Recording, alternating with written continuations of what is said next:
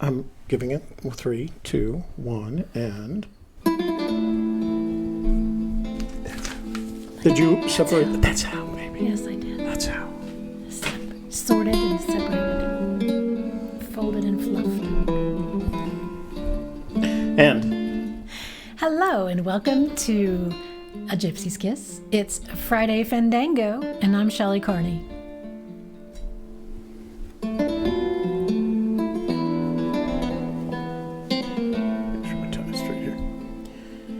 And I'm Toby Younis. Thanks for joining us tonight. We've got emails to read, text messages to read, phone calls to make, boxes to open. There's all kinds of stuff going on tonight. Ooh. It's a fun night. And woohoo! We're drinking. What the hell? Cheersin'.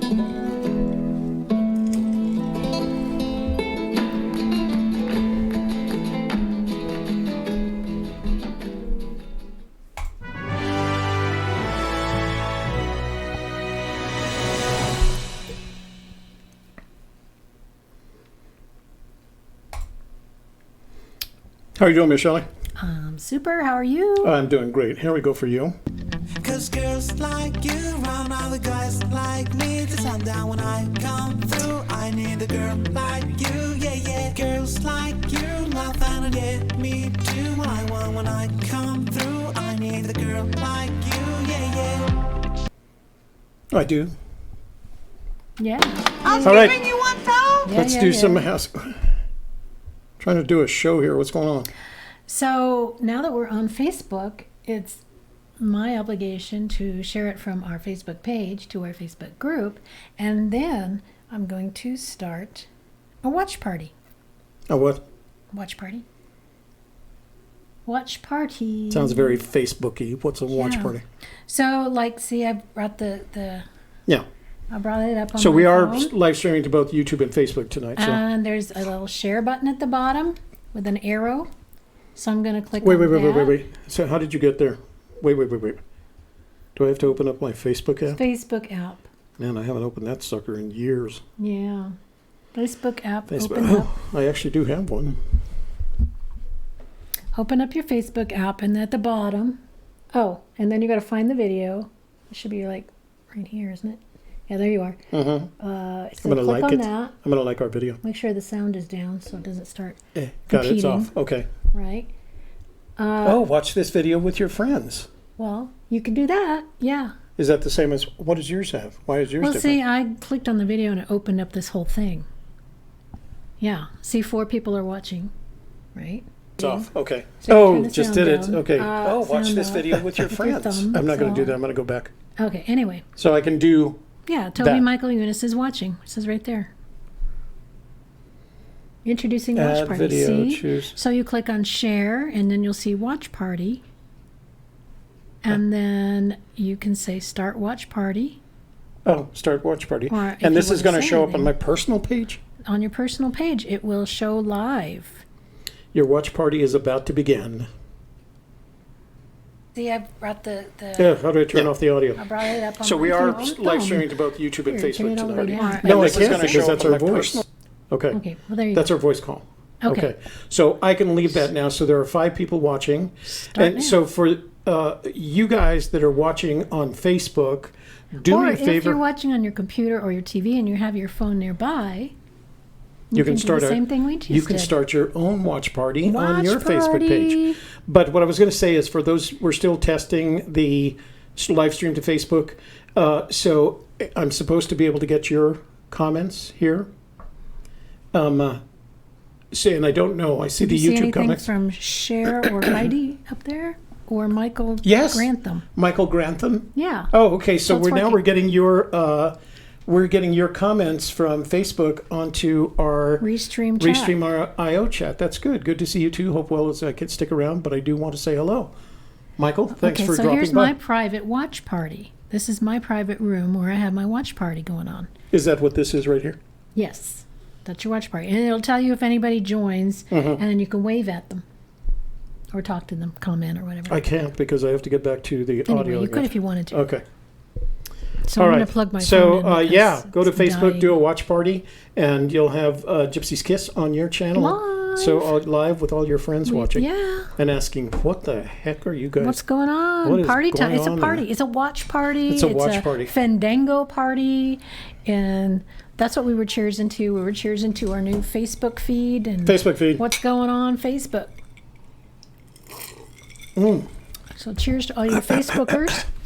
And don't forget, we have a new Facebook group that's if you are already liked our Facebook page, Hunt for Forrest Fenn's Treasure, A Gypsy's Kiss, at A Gypsy's Kiss. If you go to Facebook and put in facebook.com/A Gypsy's Kiss, it'll take you to the Facebook page. If you've already liked that, then you go to the blue button and click on that, and you can visit the group, and then you can request to join the group. So just do that quick one there from Greg Keller. Yeah.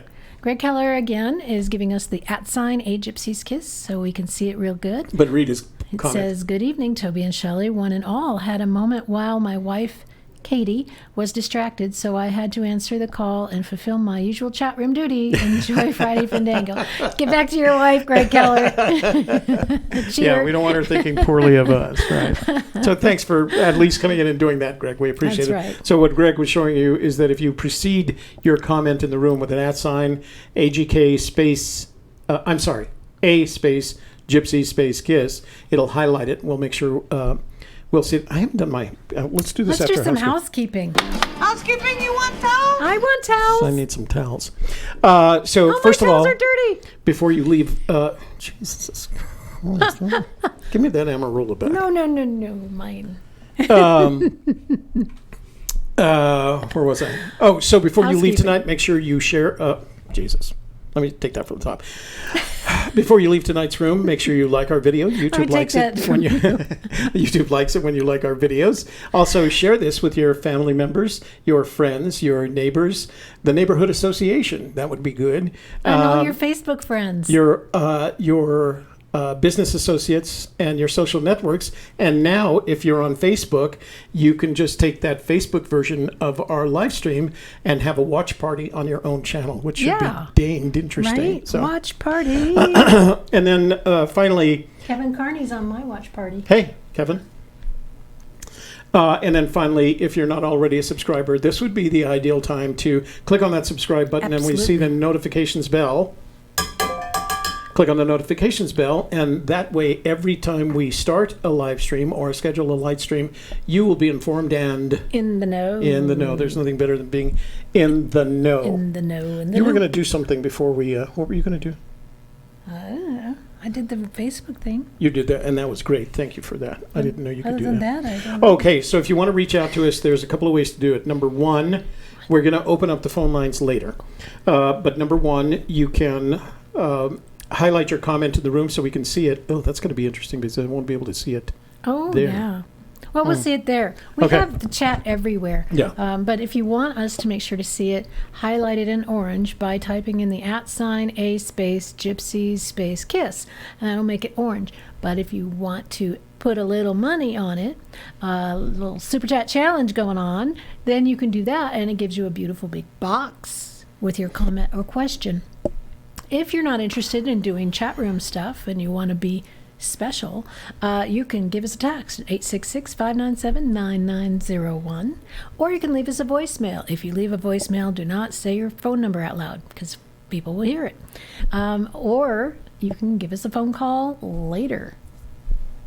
Or if you want to make sure that we do call you once the phone lines get jammed, because they have a tendency to do that, send me a text message, 866-597-9901, and in that text message, say, please call me. And we're probably going to be calling Copper Dan again because we missed him twice in our afternoon And show. he explained why we missed him, so we're going to call him Yeah. back. And Greg says he has a tie in this color. It is a kind of a wine color, but it's that tie that, depending on what angle you hold it, let me see if I Kind can of get the gives a effect. bluish. It has a bluish, blackish effect. It's one of those silk cool. ties. So it's very nice. I like it a lot. All right. Are we ready to get to it? It's a Clarici. It? Has everybody started their Facebook watch party yet? All right, so what do you want to do? You want to say hi to the room? You want to read emails? You A want lot of because emails. Do you have any texts? How many texts you got? I don't have a lot of text. Let's do texts first, and then we'll say how they're No, doing. I'm seriously, I don't have any text. None at all? Nope, not from. Let's see. So That was from this afternoon. We read that. Oh. And then 132, 141, 158. So there's one at... So there's the one apologizing. You know what we should do? What's that? We should call Copper Dan. Oh. You want to start the show with calling Copper Dan? Yeah, because we missed All him right. twice this afternoon, and he was trying to reach out, so maybe he has something important to say, like, I'm sending you another gift. Oh. All right. Okay, Copper Dan, we are calling Copper you. Dan, are you ready Answer the for phone. a phone call? Let's see.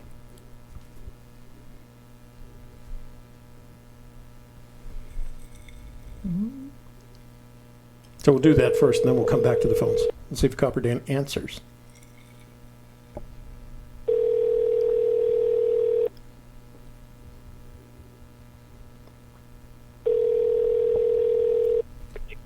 This is Dan. Hey, Copper Dan, it's Toby and Shelley. How are you doing? Hey, Toby and Shelley. Apparently he's not watching the show. He wasn't quite ready. No, we were heading out the door. And Oh, it's a minute no. Here, so All right. I know. Okay. What are you going to do? Hey, we're going to call you the next time.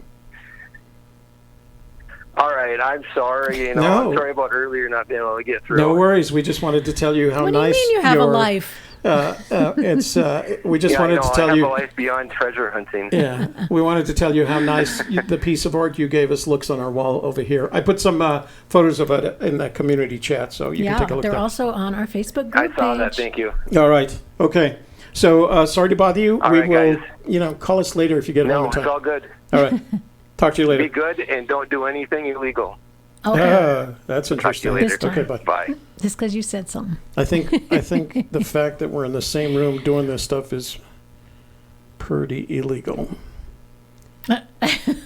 Doing what? Here's somebody that says, "Call my ass." Let's talk about please." the I'm not picture gonna call your behind ass. us. Okay, what's the? Oh, yeah. So see that picture behind it? That's my beautiful granddaughter Najoni, and she just graduated from high school with a ton of honors.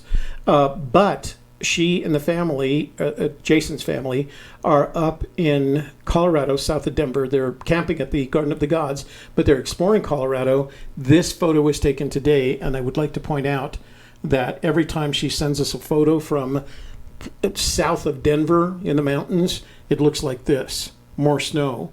So I'm going to reiterate. New text message. Where did you see that? It just popped up. Somebody's sending us texts because Oh, they okay. want us to do text tonight. Okay. Najoni, you have to watch. So I just got a text, another. So Najoni is a teenager. So I'm going to read her message verbatim. LOL, why is a pic of me in your Facebook thing? So now she has to watch her. Okay, so let me just tell her. Well, I'll do that later. Oh, who else is watching my Aaron Mastriani, Greg Jorgensen, Teresina? So, can we get caught up here? Hi. All right, we Hi, tried guys. Copper Dan. So I'll tell you what. Let me open our present, Oh yeah, let's and open then the we'll go box. back to the room. Open Okay. the box and see what's inside. Okay. So I'm going to need some room here. Could you hold that on your side for just a second? Okay. So I've been telling you guys that we're taking this super chat funding that you're Super providing Chat! for us very Super Chat graciously, challenge! and we're investing in additional technology Woohoo! to make it easier and And more exciting fun, for more you. exciting, and make a better show. That's right. And so I ordered it just this keeps getting better. from a company called BSW USA. And you know how I'm always talking about B&H Photo as being my Baker photography, Sierra whiskey. my photography video guys for as long as I can remember, since I started in Washington. Well, BSW USA is my audio guys, and they've been here. I've been with them for, I don't know, 50 years. I'm not that old. 30 years. Okay. What do you mean you're not that old? Well, I am that old, but okay. So I'm going to put it over here because I'm just not going to be able to get it. So what I ordered from them, you get the recent BSW catalog, and they always send you candy. They always send you an Woohoo. almond bar Num-a-num. with a picture of them, Yay. and then they pack it. That's in a- actually one of my very favorite candies. It is? Almond Roca. Okay, you can have that one, even though I'm their client. And they always send you a package that's at least 3 times smaller than the box they sent it in. But let me show you. Hey, Rolene's here. Hi, Rolene. Hi, Rolene. Do you want an explanation of why Najoni? That's Rolene's daughter. Right. Right there. Doop. So There, we I were did it. trying to explain to people that you guys are in Colorado, and we wanted them. I want some candy. We wanted to show It's for the kids. that the searchers. Who said that? Rolene. Oh. I want some candy. It's for the kids. So, Rolene, what we wanted them to know is you guys are up in Colorado, and there's still a ton of snow on the ground. You can tell people while you're in the room how much snow is up there. They're, like I said, south of Denver. And we're warning people that are planning to go out treasure hunting in the near future to check with either the National Park Service in the area of your search or the National Forest in the area of your search, so that you can find out the snow situation, because my granddaughter Najoni, as you can see, is in pretty significant snow for the month of May. Okay, so this is what this is. I'm going to be a box for a while. Okay. So this is the Rodecaster Pro. Rode is a highly regarded audio systems maker. They make great microphones. They make accessories, but they just started producing this, and it's a digital switcher. And what's neat about it is that this device is going to replace 4 devices on my desktop now with one. And the other nice thing about it is, as they make improvements to it, it has firmware, upgradable firmware. So if there's something that they get from the community, from the market, that they need to improve, they can improve this. So it has a long life. It's more expensive. The switcher I have on my desktop is around a $200 switcher. This is around a $600 switcher, but it's going to have a long life, and it gives us additional capability. So I was really happy to see it. It's been out for about 6 months. It was designed, as I said, for podcasters. We're not podcasters. We're live streamers. I have a really good friend who's a podcaster, and he just got one. Yeah, He's pretty excited about it, too. Yeah. And they just recently upgraded the firmware so that you could live stream with it. And that's what I mean about improvements. When you get this kind of digital product that has intelligence in it in the form of firmware, it means that they can continue to make changes and eventually get to where you are and make it worth the investment. And I feel like, based on what I know about this now, this is the kind of device that I won't have to switch out for years to come. And it cleans up my desktop. You guys have seen our desktop. You want to take care of that?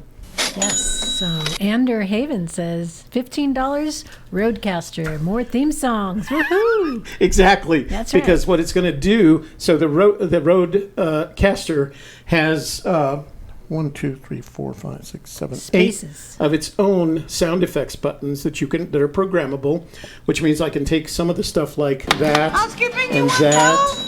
And that, and that, and that, and I can put those on the Procaster, and I can open up those spaces for additional carts on here, additional sound effects More on here. songs, woohoo! So, wow, we're just So happy to thank get you, that. And when you order from BSW, they give you all these shipping options, and shipping option number 1 is free.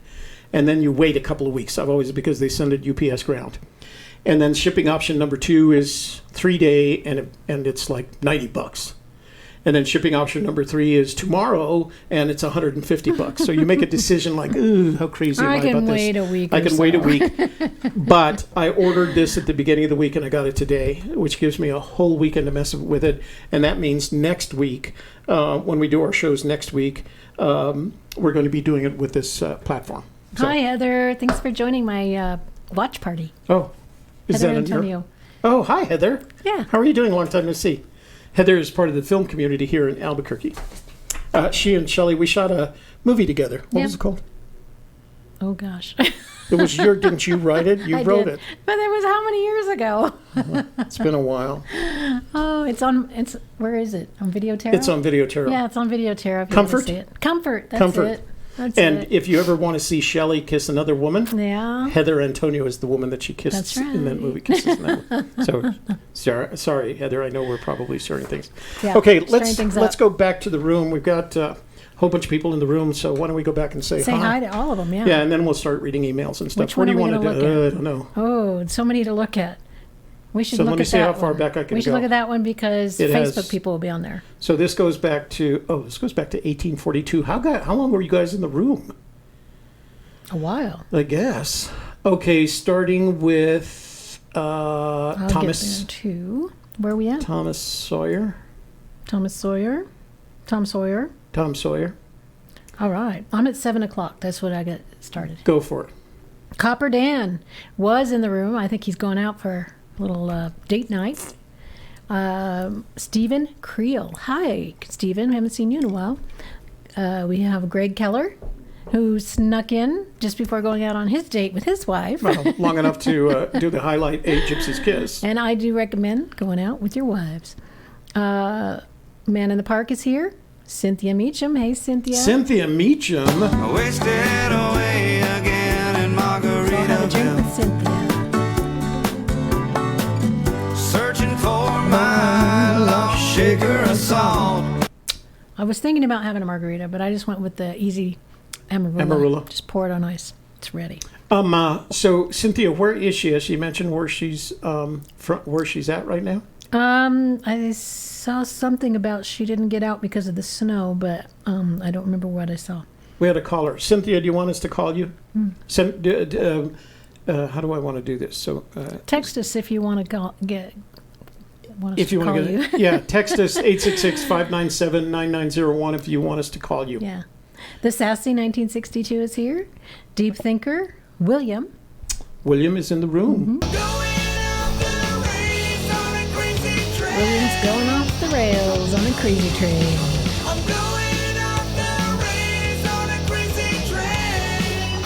Oh, do you want your keyboard back? By the Yeah, way? I knew I was missing something. There we go. And what do you have tonight to drink? I'm having a sambuca on crushed ice. Ah, My favorite after dinner yeah. aperitif. We have James Casey. He says, we are 6 cats. I don't know what that is about. Jingo Bingo's here. And Finders Keepers. Deep Thinker. AJ Rainville's here. Paul Wood. Hey, Paul. Paul Wood from UK, Paul Wood? No, Paul Wood is from Rio Rancho, as far as I can tell. Oh, okay. All right. If I'm not mistaken. Greg Keller. Evan Penn. I knew it was a big box of booze. It's a big box of Roadcaster Pro. Yeah. Grizzly Bear is here. Heather Dawn. Hey. Paladin. Heather Dawn. Oh, Heather Dawn has a song. We got a new. She got a new one? No. She wanted a new one. Then she saw the Homo Brown. She saw the Home of Brown. Heather Game, Dawn. Game What of is Thrones. it? Game of Thrones, and said, you know what? I'm keeping it. Okay.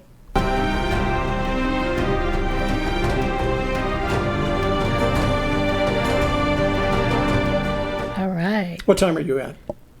I am reading Paladin at 7:03. Okay. All right. Paladin. A soldier of fortune is a man called Paladin. Oh, nice harmony. Hooley's here. Hooley. Jerry Harris. Bill Cross from Texas. Wayne Ross. Bill Cross. Wayne Ross. Bill Cross. Wayne Ross. Wayne Grow. Belva Jenkins from Chattanooga. Tennessee. Pardon me, boys. Is that the Chattanooga choo-choo?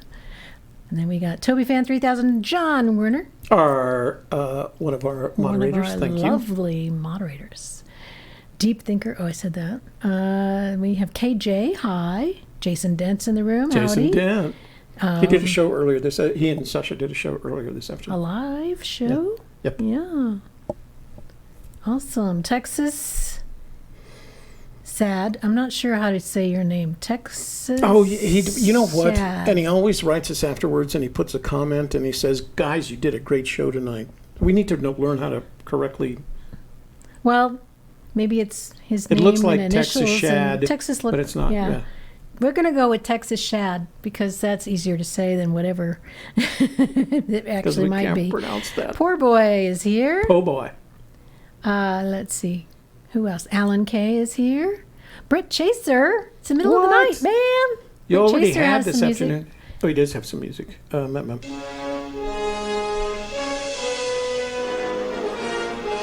to the Future. He likes those. Yeah. Kurt Hensley, Czar 334. We have Tony Driver.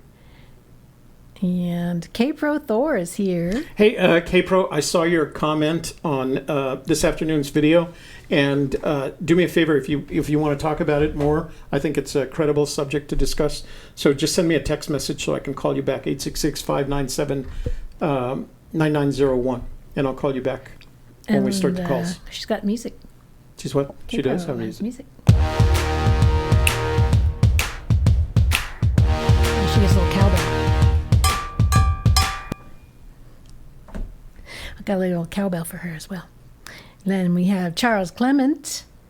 And we have... Let's see. Anybody else that I haven't seen? Do you see any I haven't seen? Mm-mm.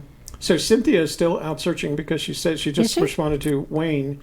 Thanks, blue sky peeking through now, going tomorrow. Oh. I'm assuming that she's talking about going to look for pick up the treasure. Illinois Ghost. The topic today was... What was the topic today? Dealing with the emotional the walk and of shame after walk your of boots shame on the after you've ground. been boots on the ground for the number of times, and Dealing with the disappointment.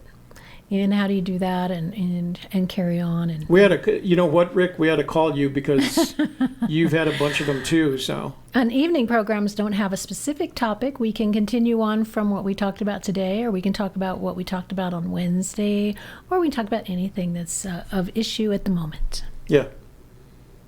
Rudy Green is here. Rudy Green, treasure hunter.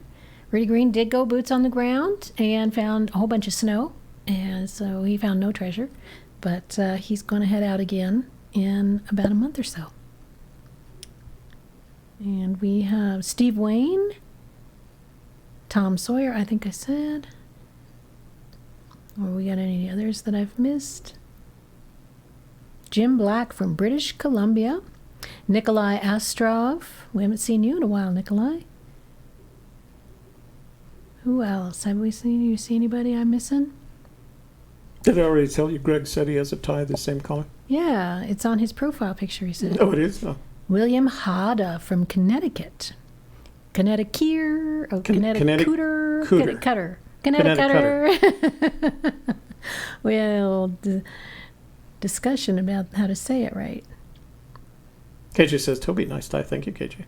I'm drinking Amarula. Let's see, who asked me? Paladin. Paladin, far, far from home. Yeah, Paladin. Charles Chapman, Friday night, date night. Charles Chapman, does he have a song? Charles Chapman does have a song. Yeah.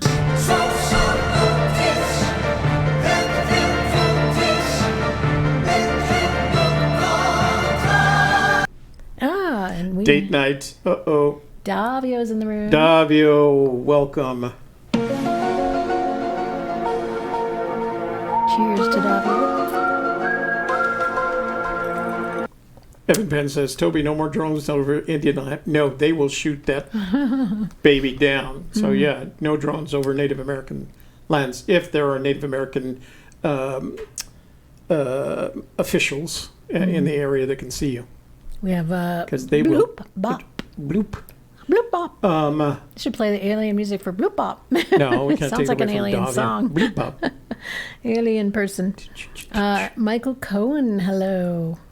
Sportsman's Warehouse. I love Sportsman's Warehouse. Sportsman's Warehouse has a lot of my money. And you have a lot of their merchandise in return. Yeah. Hush Whisper. Send you Send some me some chocolate. Eat some chocolate, because KJ, eat some. I really should, but then I would be, I'm going to have chocolate in Texas my tea. says age is only a Roman numeral. Well, that's how it's starting to feel, brother. Greg So I would be Keller. Oh, I said that one. Tony Russi. Hello. Are we seeing anybody? Toby just I'm spent missing? time with my cow giving us advice. Just wait to see what is coming. So fun. Thank you. Is this for the what you call it? The Huh? the Rave marathon. party. Glow sticks. Glow sticks? What? It says we need a rave party. The glow sticks with that switcher. Oh, yeah. That switcher is the bomb. The bomb. I learned to say that from my daughter, my granddaughter, Najoni. Sakar is here. Sakar. And Ross. Sakar? Oh, no. Yeah. Sakar, never mind. Ross B. Ross B. Denise Bagley. A. Woodhall. Tony Russi. I'm at the bottom. Bloop bop. Are you at the bottom? Yeah, well, I was just following along with you. Did I miss anybody from Facebook? So, You know who I have in my watch I party don't see room? anything from Facebook I on here. had Aaron Mastriani. Of course, my husband Kevin was there. Greg Jorgensen, Teresina Morgan, Rolene Younis, and Heather Antonio were in Yay. my watch party. Did you have people in your watch party? I don't know. You're going to have to. This is just new technology. Sweetie, I'm not sure I could figure that out. Why don't you see if Grandpa, you can figure that out for Grandpa? Grandpa. Greg Keller Facebook says, at? a Gypsy's Kiss, still here. Wife is having a glass of wine while finishing her nails.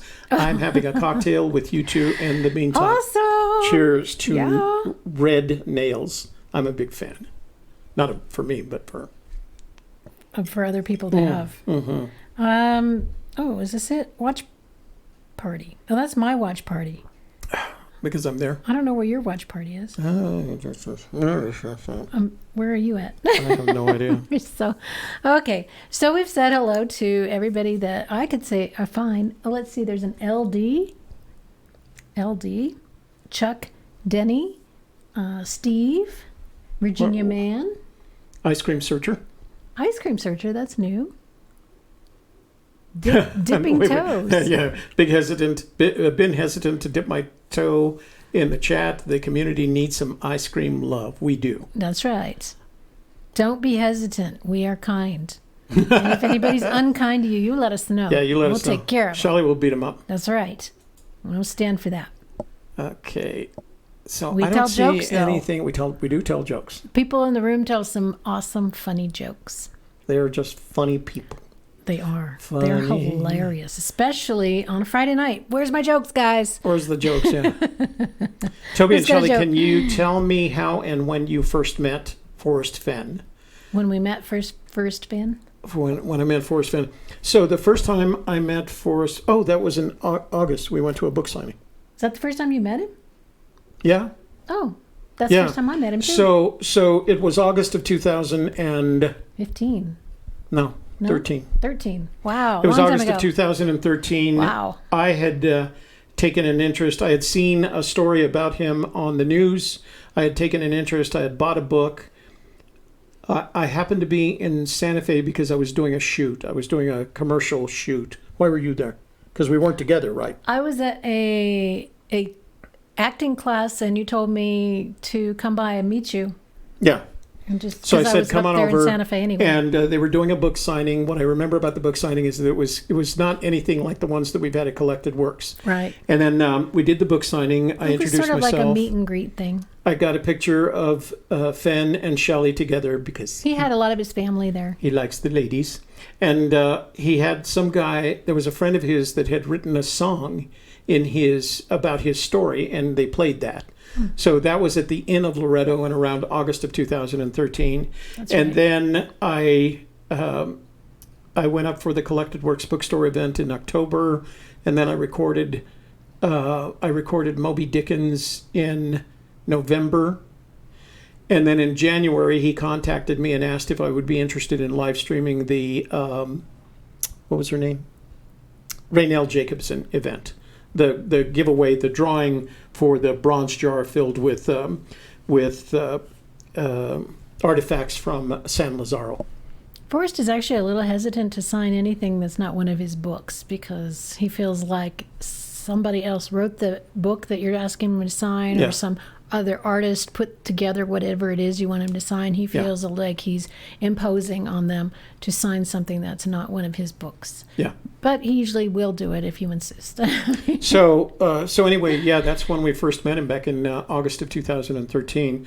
And we don't have as intimate a relationship with him as some of the other searchers like Cynthia and Rick and now Michael Hoole.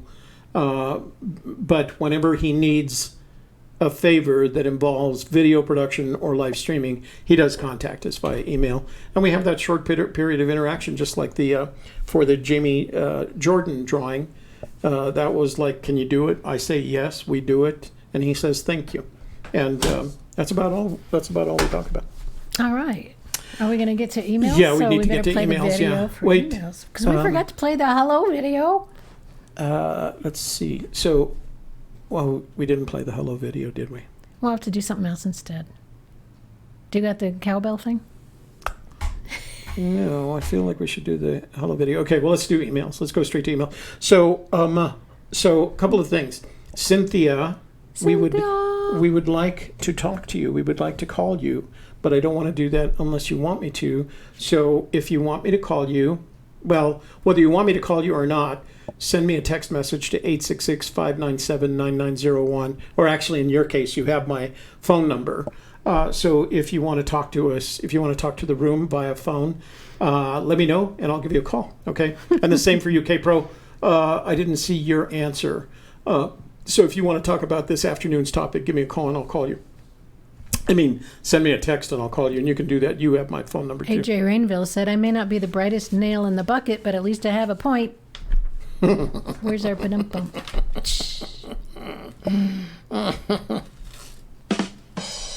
Yeah, we can do that. Okay, let's do the email video. Oh.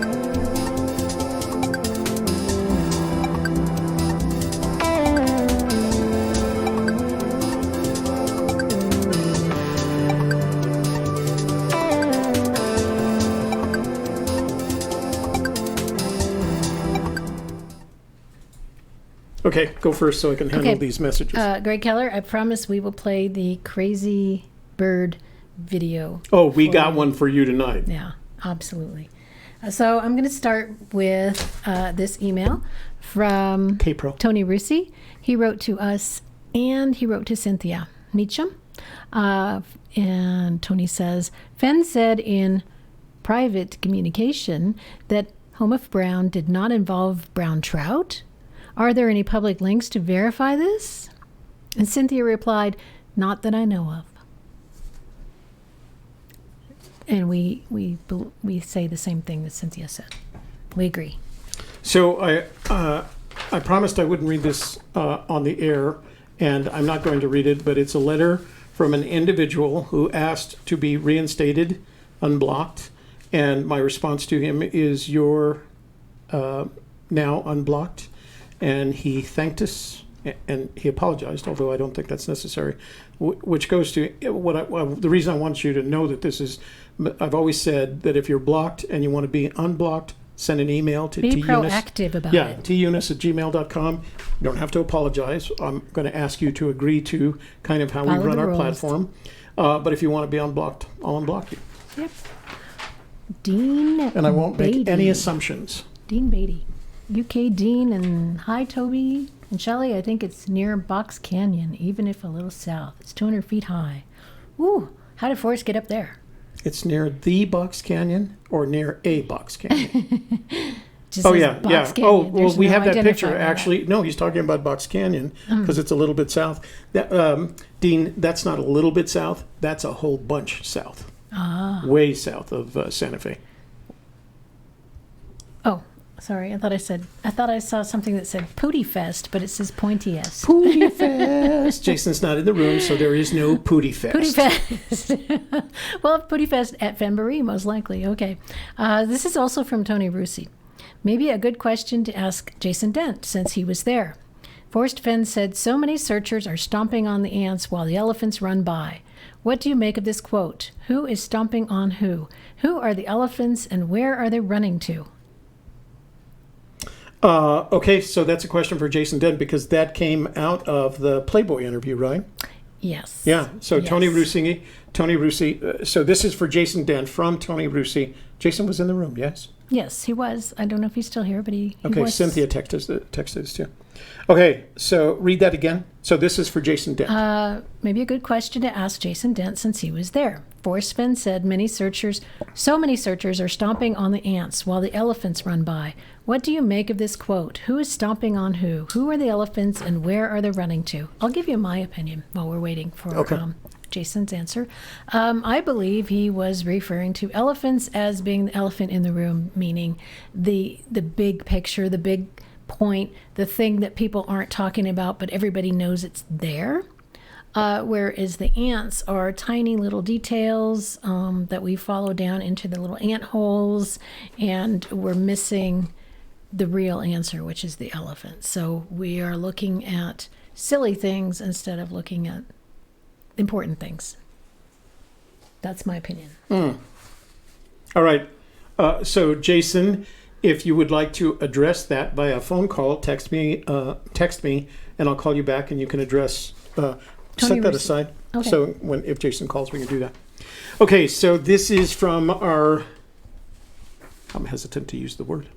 Friend, Aaron Ramsey, who always sends us what I would call the most interesting emails. She says, "Hi, Toby and Shelley. I look forward to you reading this email on air as you've promised to do so for all emails you receive." Yay. We have kept our commitment. So the qualification is it has to deal with a Fenn treasure. If you're sending us emails about the color of your underwear, we don't want to talk about it. Yeah, Mitzi. Yeah, Mitzi.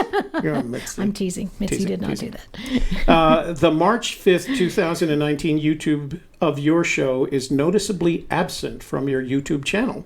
Can you address why this show date has been removed? Can you please advise when it will be available again on your YouTube channel for all to enjoy? You read my past emails on air, so I know you've received the email warning the community. Hang on.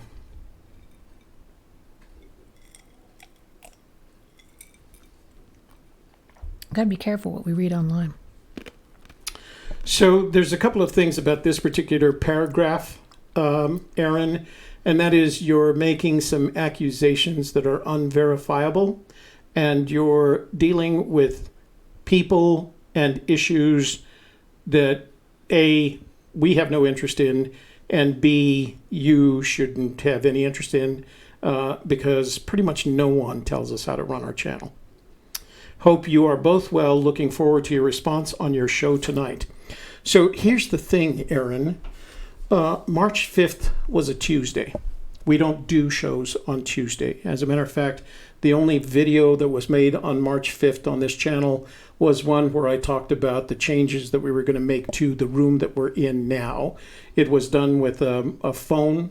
It was a phone thing, and if I remember correctly, Shelley may have been there. And that video is there. We were just demonstrating how we could do this really cool effect on the green screen wall. Yeah, we were testing out the green screen wall, and it was a 3-minute video. It was a 3-minute video, so there was no program on Tuesday, March 5th. That is a figment of your imagination. We switched to Wednesdays and Fridays. Right.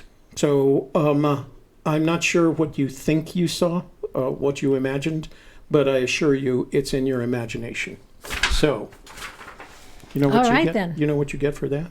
So Jason said that he would be glad to speak to Tony Russi by email or on his Facebook page. Okay. So, Aaron, this is for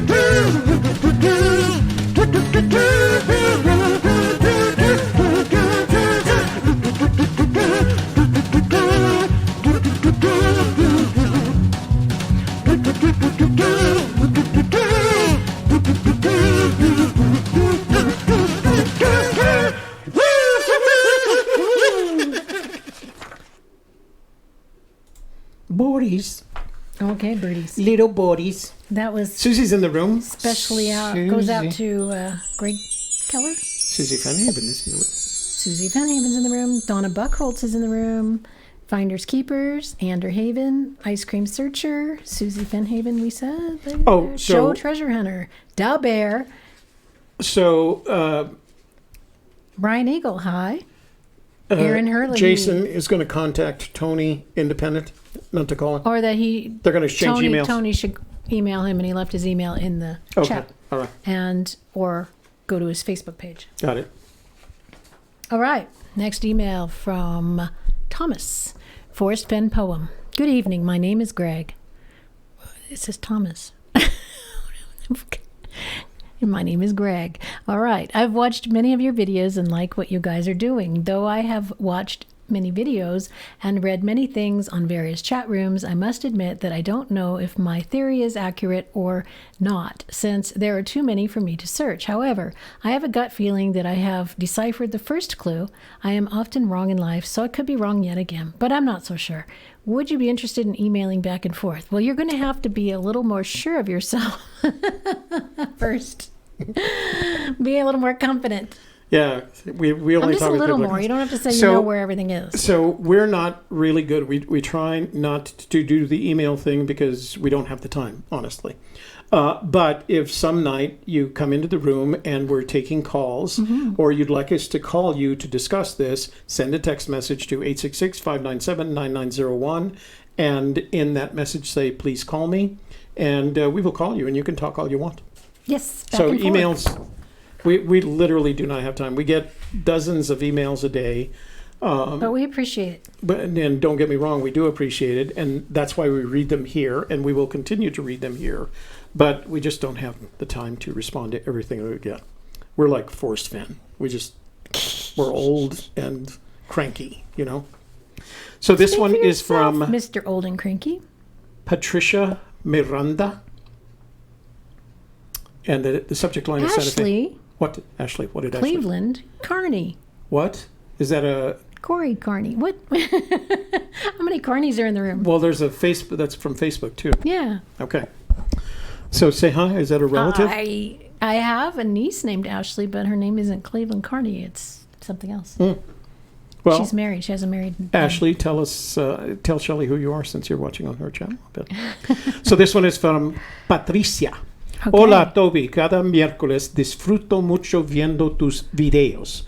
Tú y Shelley son muy amables y hacen un muy bien trabajo en equipo. Yeah. El año pasado visité Nuevo México, puesto que amo las montañas. Me enamoré de este lugar tanto que hace una semana me viene a vivir aquí. Ah. Gracias por todo lo que ustedes hacen para ayudar a las personas en la búsqueda del tesoro de Don Forrest. I see. Yeah. Well, hey, gracias and bienvenidos a Nuevo México. Wait, that's that is very good. Sí. Yeah. and then she said blessing, bendiciones. Yeah. Patricia, me encanta que usted que estás ahora en Nuevo México, la tierra encantada y el estado en que yo nací y crecí.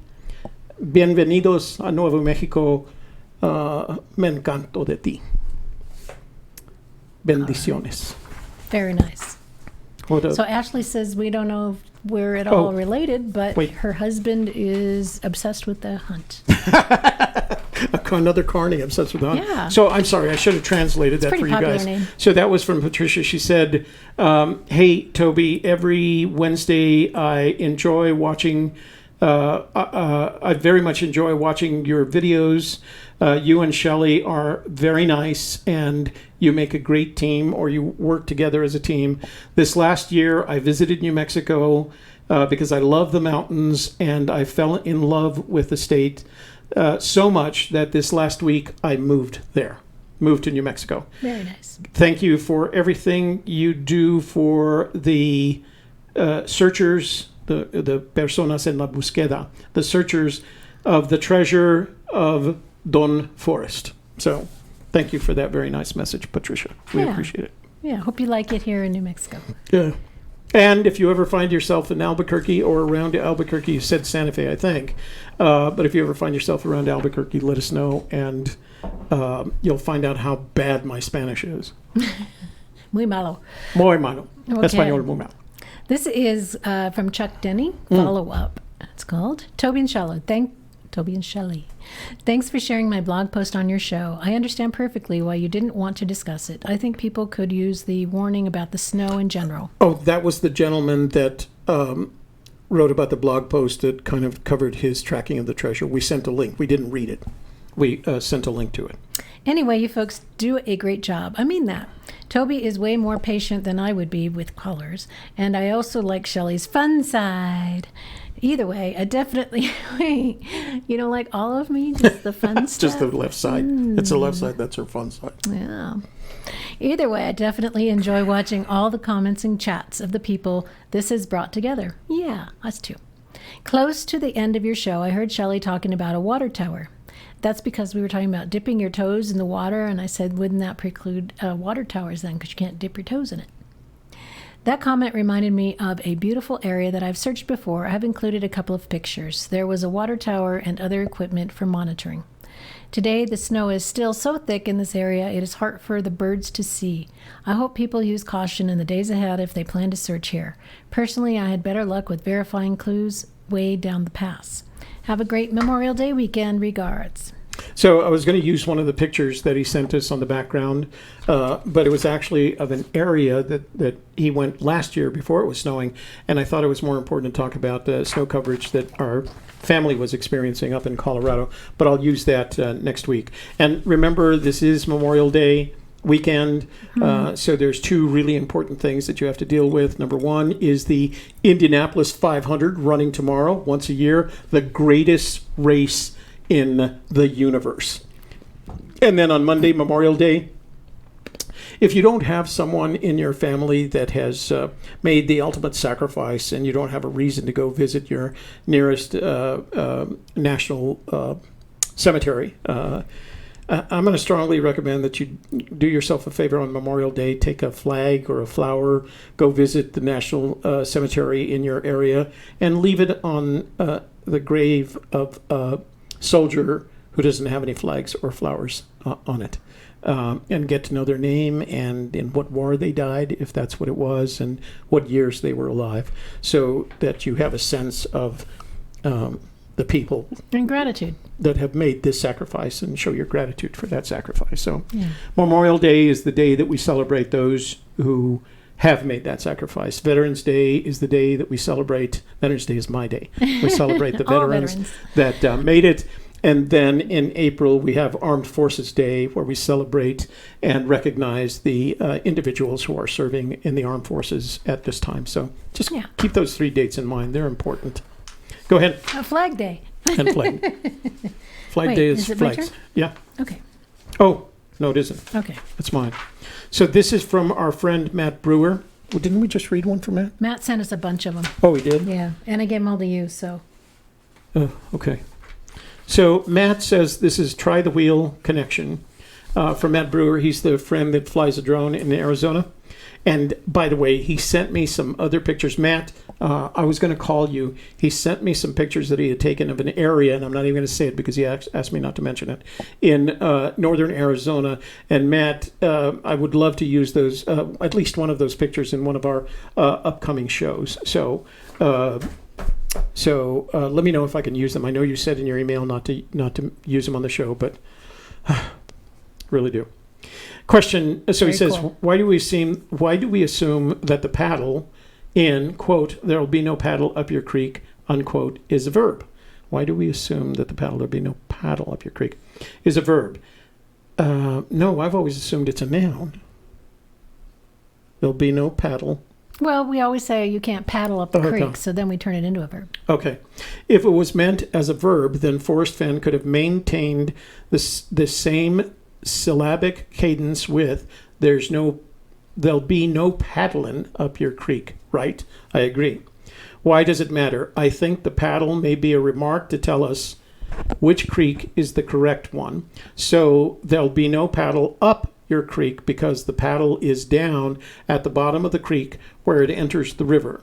Maybe it's an old wooden paddle wheel. Try the wheel, like they used to use to power mining stamp mills, lumber saws, or grist mills. See picture. When we find some paddle where the creek dumps into the river, that tells us if we have the right creek. if you look at the attached Forrest Fenn desktop SS JPEG that Toby and Shelley and Dale both posted, it seems to support my hypothesis, as it shows a physical paddle at the base of a creek, which is where paddles are, because you want as much. The function of paddle, of using the water, is it dependent on two things: the volume of the water and the distance from the top of the water. Oh, he's talking about this one. I don't know. I didn't post it. I should have posted it. So he's talking about this one that we all had posted at one time or another. That little that sketch that Fenn had on his desktop computer. Interesting thought. I hadn't thought about it from that perspective, but so perhaps the paddle is some sort of physical object, a clue, a hint. So we got a cha-ching. Cha-ching. From William, $4.99. William? He says, in my father's section at the Memorial Cemetery, you can follow the dates, and the dates average every other day. Wow. And your father was lost in which war, William? I'm going to assume World War II, but yeah, pretty dramatic. And KJ says, Toby, where and when did you serve in the military? I served in the military from the 5 years from 1969 to 1974. I served in Vietnam from late 1969 to early 1972. And then I served 5 years with the National Security Agency. We have an email from Kent Chapa. I don't know if I'm saying that right, but that's what I'm going to say. It looks good. And it says, Chapa. thank you. Good morning, Toby and Shelley. I wanted to thank you for your Forrest Fenn YouTube channel. You're welcome. It is what started me in the Forrest Fenn chase. This is the first communication I have done concerning the chase, besides sending Forrest an email in January thanking him and giving a few details of my warm waters halt and search location. Here is a quick backstory. In June 2018, I watched Expedition Unknown featuring Forrest Fenn's treasure and thought to myself that I was not smart enough to solve the poem. I went on with my life only to be Googling for the start of the new season of Oak Island in August 2018. During that search, I saw and watched your video of solving the first 5 clues of Fenn's treasure in northern Yellowstone, Gardner, Montana, I believe. I was hooked. I printed a copy of the poem and started searching the Rockies on Google Earth. At first, I wondered if the treasure was real or a hoax, so I watched all of Fenn's interviews I could find. I watched his body language, his eye movement, and facial expressions. The guy is not lying, so I dove into the chase. I have a solid solve that I feel is 95% correct. It will only be 100% when the chest is in hand, as Forrest has stated this much. My current solve is my third, and I have been trying to poke holes in it for 6 months now. I wish I could share it, but revealing any part of it will give the location away. The solve is completely different than anything I have read or watched on the internet. We will see if I'm correct come the end of June, when my wife and I take our first boots-on-the-ground trip out to the Rockies to check my solve. Again, thank you for the shows. You're the only one I know of that has an open mind and will consider someone else's ideas. Take care, Kent. Kent, let me know if you want to be added to the list for June, and you've got a 95%. If you'd have said 100%, I would have figured it that you wanted to be on the list. But let me know if you want to be on I'm going to bring home the treasure in June list, and I'll put your name on there.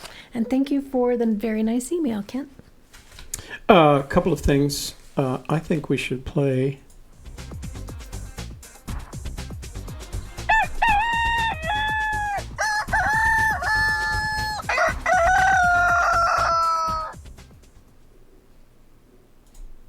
Passion, desire, roosters. Passion, desire, roosters. Yeah. That's so good.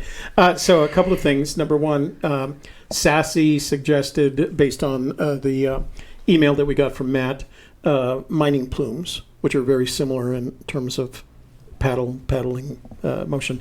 And for those of all of you who thanked me for my service, thank you for your support. I can tell you that it was a period of my life that was life-changing, adventurous, and it made me a better person. And gave him a million stories. And exactly. And a few scars. So this is that other email. I'm just going to flash it. So this is the email from Matt with the images that I wanted to share with you. So you can see just a hint there that they're really beautiful. But he asked me not to show them. So until I get permission to show them. Oh, it's another one from Matt. He's been a little busy. Yeah. prolific writer today.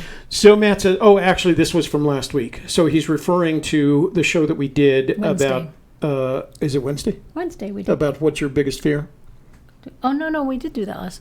Yeah. When did we do that? What's your fear? Wasn't that Wednesday? We had the kid with the pillows all over his head? Yeah, that was Wednesday. Yeah. So this is a response. Matt says, I fear the technicalities. You gave a good example case when Forrest Fenn said where warm water salt isn't associated with a dam, but technically warm water salt could be at least the dam, but not because of the warm top, cold bottom outlet, but because of the New Mexico fishing regulations. Exactly. That's why everything Fenn says you have to not interpret to your own benefit. You have to understand. And maybe that's the difference. If you interpret it to your own benefit, you're going to come up with a wrong answer.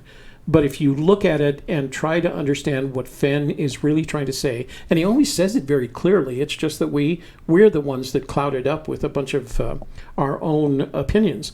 Another example, Fenn saying, it's not in a tunnel or cave, but technically a cave is not the same as a cavern. We know there are several definitions of what makes up the Rocky Mountains.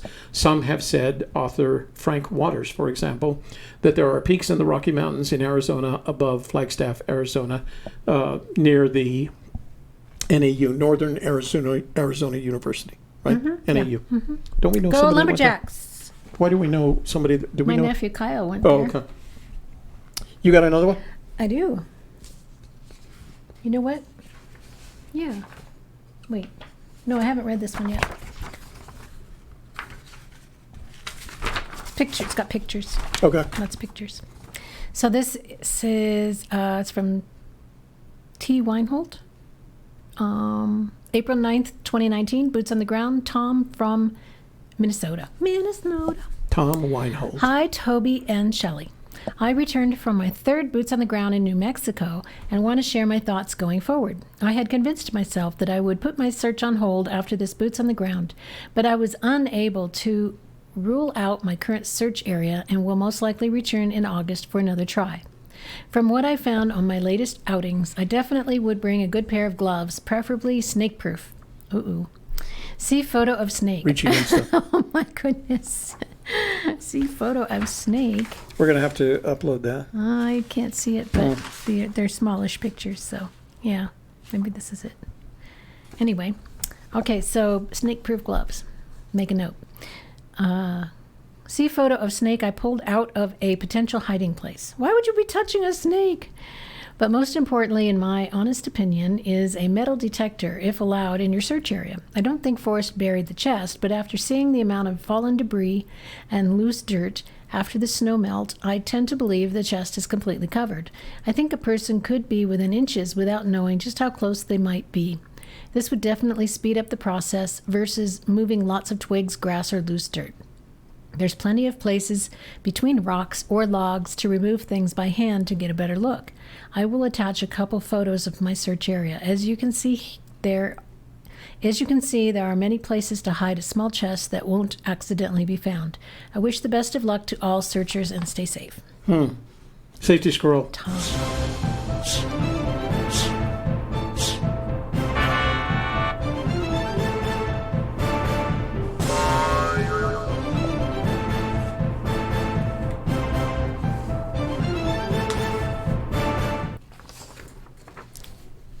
More? Covert One's in the room. Hey, Covert One. Jim Siri. Lydia D. Lydia. John Edo. Okay, can I make a couple of calls outbound? Yeah. All right, so I'm going to call Cynthia. Yeah, Cynthia. ask Cynthia about if she's going to go out in May or if we need to move her name I think down. she's there. She's there now. Oh, okay. So I think that's what I want to talk about. Cynthia, we're calling you. Hope you're listening and not like running out the door like some people. 3 different dice. Poor Dan. Did we do that last super chat? I don't know. Hello. Someone call Cynthia. Cynthia. Oh, she's got to turn her sound down. Yes, I did read it. So, Cynthia, turn your the sound on your computer off. Running out the door. Some people. Oh, turn my computer down? Yeah. Yes. Yes, please. Did we do that, right? Thank you. Just a minute. Okay. So. There we go. That's good. So, if you can share with us, where are you? Sitting on my ass in a KOA cabin in Cody, Wyoming. Oh. Wow, that sounds beautiful. How's the weather? It sucks. Oh, is there lots of snow on the ground? There is when you head west of Cody. Lots of snow. Mm-hmm. Wow. So it just keeps coming in. How was the weather today? No precipitation as far as I could tell, although the mountains to the west of Cody had clouds over them. Mm-hmm. So I don't know if the mountain peaks got precipitation or not. Cody did not, except maybe, I don't know if it sprinkled or not. If it did, it wasn't much here in town. So I had it in my head, a little bit of crazy train, that a function in the junction was this weekend. I'm not sure why I was mixed up in that way. I was off by a whole month. So I was assuming that part of why you were there was to attend function in the junction, but function in the junction isn't until late June. Are you staying up there for that entire time, or are you coming back for a while? No, I come home. I leave in 2 days, 3 days. I have 2 days to search, and then I go home. Oh, okay. All right. Well, what do you have to tell our searchers about safety? About safety? Yeah. Well, let's see. Have a four-wheel drive vehicle for sure, especially if you're going to go off the paved roads like I did. Mm-hmm. I was very lucky when I tried to get to my search area the second time. It had actually snowed more in the day and a half between the first time I went 3 days ago or whenever it was. The storms brought in snow when I went back my second attempt. So the road was not only muddy, it was snowy, but I didn't want to chicken out again. Mm-hmm. I was alone this time, so I didn't have to worry about other people or Molly. Right. So I kept on going about 14 miles back this Forest Service road, and I was afraid I wouldn't be able to find a place to turn around because I couldn't remember. It's fairly narrow, so if you don't find some kind of a turn-off, there's no place to really turn around. Yeah, we've been there, done that. I came to a spot. I was still about a mile short, I think, of my actual search spot. Turned around, sort of backed in, walked down to the creek, took a picture. Was sitting in my truck with my loaded weapon in my pocket, reading my maps, when all of a sudden a pickup truck came by. It stopped. A man got out and approached me. I did not know the insignia that was on his coat. So I asked him if he was National Forest. He said no, he was fishing game. And he never asked me what I was doing, but I'm sure he was wondering what the hell I was doing out there in such horrible weather on such horrible roads. I asked him a quick question about something there that I don't want to reveal. And he was so nice, he said that he would make sure that they would follow me out to make sure I would get out safely. And he did, and I got out. So I'm not going to be quite that foolish again. I waited all day today, and now I think it's going to be good enough I can try again tomorrow. Well, good luck. Was he state Fish and Game or National Wildlife Service? I think he was national. Yeah. Because there's areas out along my search area that are, it breaks from the National Forest to the Fish and Game. Mm-hmm. So I'm pretty sure that he was National Fish and Game. Mm-hmm. Very nice guy. Well, we're glad you're safe. We're happy to hear that you're going to get a chance to take a look at your search area as the weather changes in a positive way for you, and we look forward to your return soon. Okay, and one other thing. Yeah. So I think the heavy snowfall I think has been sort of sporadic. So when I went to the Buffalo Bill Museum today, since I couldn't search, I spent my day there. Mm-hmm. They actually had a sign inside saying that the east entrance to Yellowstone was still closed. Wow. Now, I was able to get into the east entrance of Yellowstone on Monday night. So there was more snow since Monday. In between Monday and now, these storms have come through, but they are sporadic. So I think the northeast entrance has been open all along. Mm-hmm. So it just depends on where you're going. Well, again, be safe. I hadn't realized you hadn't taken Molly with you this time. I had Molly here with me for a few days, and then she and my friends all went home. So I'm here alone now. Okay. Well, be safe, and we look forward to your return. Thank you. You take care.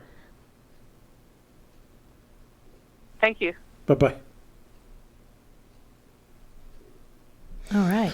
So Cynthia's up in Wyoming and having a hard time getting to her search spot because of all the snow. And so that's, again, informing us that the Rockies are covered in snow right now, and it might be difficult to get out there. Another thing she said is, as you recall in this afternoon shows, we advised anybody who was going out to any of the Rocky Mountains, whether it's in New Mexico, Colorado, Wyoming, or Montana, that before you leave, you call a National Forest office or a National Park Service office near your search area and check with them about the weather.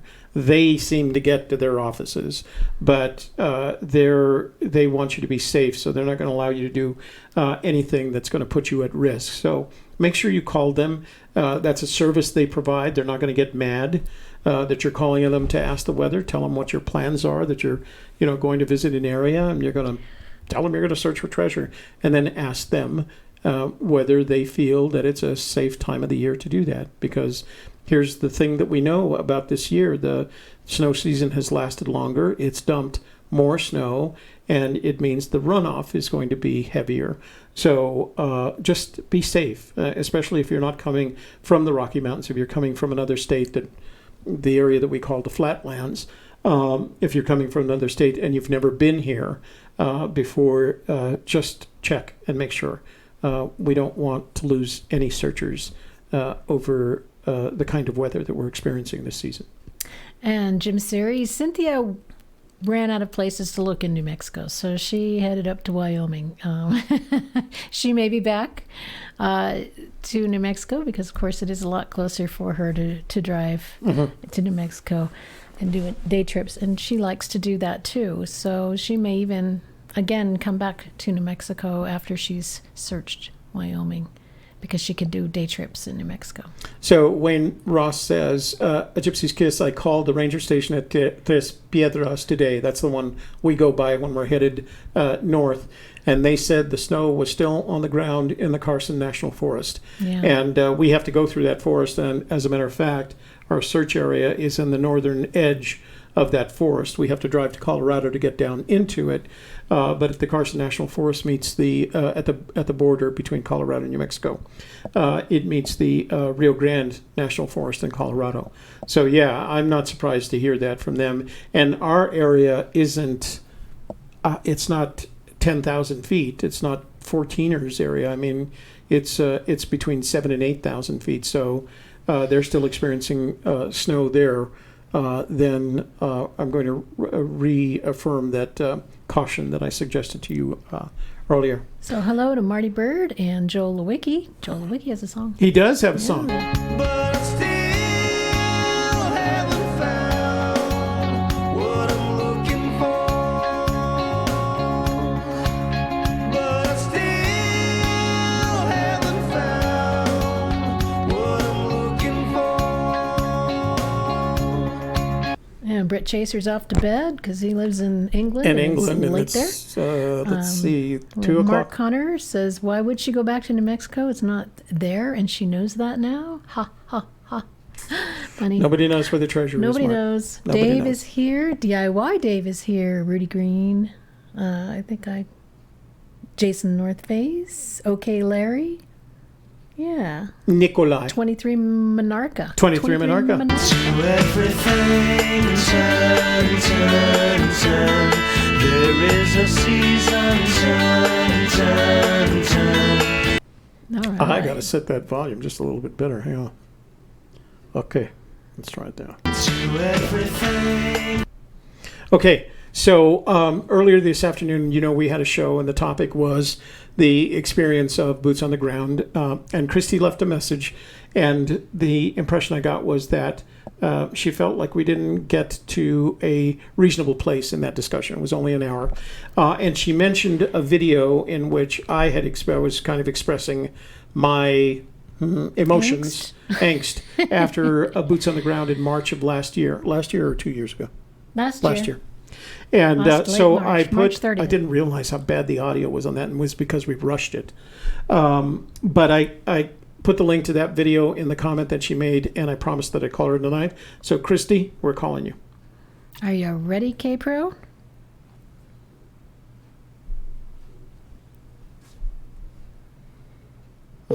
Hey, Jeff Van Schultz. Good to see you. Hello, hello. Hi, how are you doing? Hello, my favorite tipsy gypsies. Yeah, we're not quite there. It was only that one glass of Sambuca, and I'm already done with it. So tell me about how what you were trying to get to after we finished our show this afternoon, because I had the sense you felt like we didn't get to a reasonable stopping point. Yeah, okay. So here is my thoughts, and it's just my opinion. I thought we had some very sane and grounded searchers that that went boots on the ground. I think maybe had some emotions, but really took their perspective from maybe a month or two out.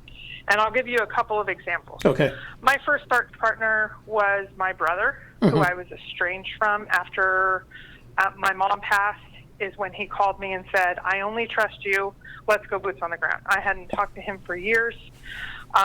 And a month or two after when we searched, I felt really great about our search. Mm-hmm. But I will tell you, I did not feel after, and I had a couple of other searches that I won't even go into, but there was one that had a lot of emotion to me because it was the first time I had seen him in years. And wait. A search partner or a search? A search partner. I mean, He asked me to search partner up with him. Okay. And if I did, if we found it, we really did dig into a lot of the data together, et cetera. So I was invested in the search. Mm-hmm. And so after that search, I will tell you, a month later, it was like, I look at it now and go, and I've told Forrest this, and this is a lot of the emotional piece that I think a lot of people talk to. It's changed my life. It has made such a tremendous positive impact. But I don't think that is the same. And I think that's what a lot of your searchers talked about today is what a wonderful opportunity. I don't think that's the walk of shame.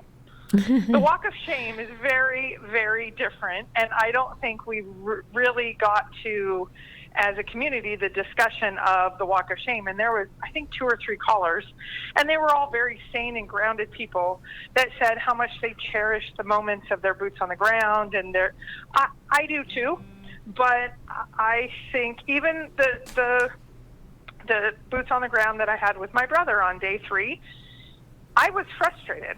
I sat down on that last day and I looked out and said, dadgummit, what happened? I was so confident. Copper is the one that coined the phrase, the walk of shame. Mm-hmm. There is a reason. I'm sure everyone knows where that reference comes from. Courtney Copper. Yes, Courtney. Yeah. That is not a moment that you look back and go, oh, that was my brightest emotional moment. No, it is a time that you say, my goodness, I came out here the only time I traveled. I mean, I spend $3,000 to $5,000 on each travel between flying out from North Carolina out to, at the time, Yosemite and New Mexico. The only time I went boots on the ground in New Mexico is when I met Forrest. Mm-hmm. I will say, gosh, there's such a positive. But when I went boots on the ground, I had the crash, what I call the crash. And I think it is exactly you and Shelley did a video, and Shelley was upbeat, and you, I think, captured the the moment that you crash or the day or two after where you go, I'm grumpy, I'm not happy, how did I not see it? I was so sure, I was confident, and I will tell you the first boots on the ground that I went to, I had been conversing with Forrest quite regularly, and he asked me how it went because he asked me to check in with him. And he asked me where it went, how it went, and I said, I need a couple days before I email you because I have some very choice words. And I thought, I never said it to him, but I thought the word, is this a hoax? Is it really not there? Is it solvable? Because there's just too many, there's non-confirmers, all of those things. And I took a step back, and of course, after a week or two's time, I pulled my bootstraps up and said, no, I've just got to recover and move ahead. But I don't think that was captured today in the discussion earlier of, and I don't think it's, I'm not ashamed by it. Someone said, so you must be ashamed by your, because I said the crash. I'm not ashamed by the crash. No. It's like the stages of grief. Right. I think it's okay to have those emotions. I think it's necessary to have those emotions. Yes. And I don't have them as significantly after I've been 5-6 boots on the ground. I don't have them. But that first crash, and I do have to say, I sat and I watched the waterfall and the geyser and the fishing hole and all those things. And I said, I sat for about 3 hours. My brother didn't. He kept looking in every hidey hole to the last moment. And I just said, after 2 days, it was about 14 hours of looking in every hidey hole. I said, no, I'm not doing that anymore. I've got to chill. I've got to smile. I've got to just have a good time. But especially driving back from Yellowstone to Bozeman, a flight back that's about 6, 7, 8 hours. And then, of course, if you miss a flight, that makes you even grumpier. And I had all that happen. I think we need to recognize a little, especially for the newbies that we call them. Don't think it, if you're grumpy, questioning, unhappy, that's the walk of shame. Right. But like you guys did, we say, it's okay. That's what happens. Pull your bootstraps up and say, okay, I need to come back. I need to learn from this, and maybe I'll have a new solve or, whatever that is. Right. But I don't think we got that far today. Right. And that's the reason I don't think a negative comment, but a real comment of, did we really discuss what the walk of shame? I got what Copper said when she said it, last year. I just felt we didn't really talk about what the walk of shame was. So okay, that's fair. So what is the hypothesis about this experience that one, or the emotions that one experiences when you come back and you're not coming back with the treasure? Okay, so for me, and it's been a little bit different each time, I will tell you, it was either the first or second time. I have notes somewhere because, of course, I'm going to write a book if I ever find it, which I know probably won't happen, but I have notes somewhere. I remember it was either the first or second one of, is this a hoax? That was the first question, because we're talking about this person that maybe we never saw it for sure. Okay, so that went through my mind. Then it was, there's no confirmations along the way. And I had all those emotions of, can I really get a new solve? And then if you've ever had a solve that, I call them the love solves. So I've had the solves that I put in a year of research on.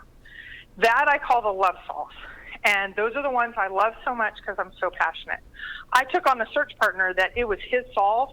I just thought it sounded so cool, I got to get out to it. He won't give it up. I have given it up after I went 2 boots on the ground out to that location. I just said, I thought there was something you didn't really look at, and now I see that I explored that. I've got to move on. He will not move on. It's his love song. So, but it wasn't mine. So there is that next step of, I think the worst part of the chase is not the crash. The worst part of the chase is what I call purgatory for the next 6, 9, 12 months, and I think it's what you're going through right now, Toby. Where do we go now? If you've had a love solve, you say, okay, I'm not going to really search until I find something that compelling to do again. And now you have to put that level of research in and find something you love that much. Right. That's the hardest part. And I'm just starting to get into a love solve. But, you have to date before you fall in love. You know the progression of relationships. I always fall in love after about the middle of the first date, but go ahead. Okay.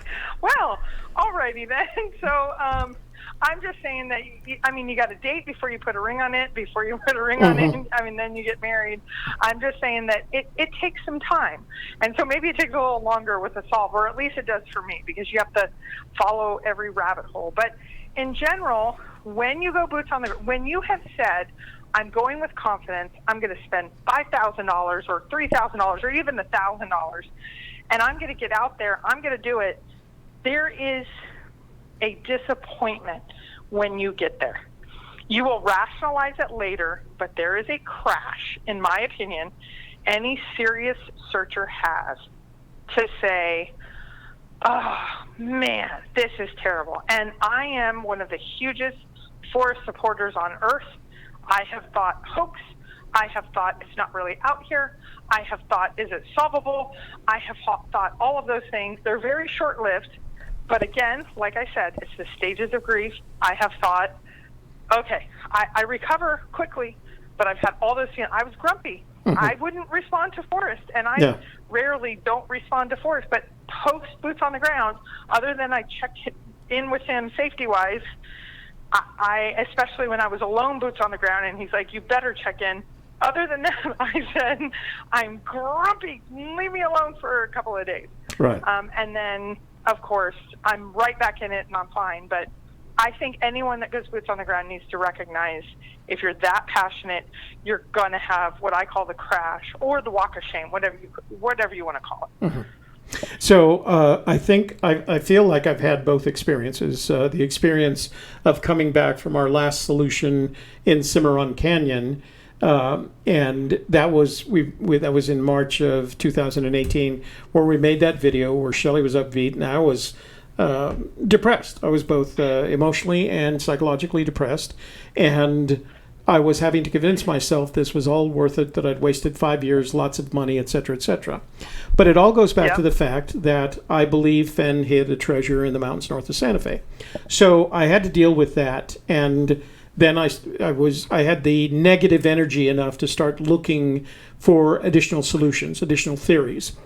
The difference between that moment and the one we experienced the last time we were in the Rio de los Pinos is that my expectations were completely different. When I went to Cimarron that time, I expected to find the treasure.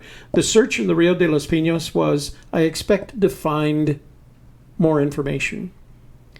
And so it was easy to come back from that search and talk with these guys and say, I need to put this aside for a moment. I'm not comfortable with my solution. I don't feel like I have a complete understanding of the poem, even after doing this for 6 years at that point. And so when I sat down and had that conversation with these guys, and then what really helped me was looking at the camera on that one show and saying, we're not going to look for the treasure anymore.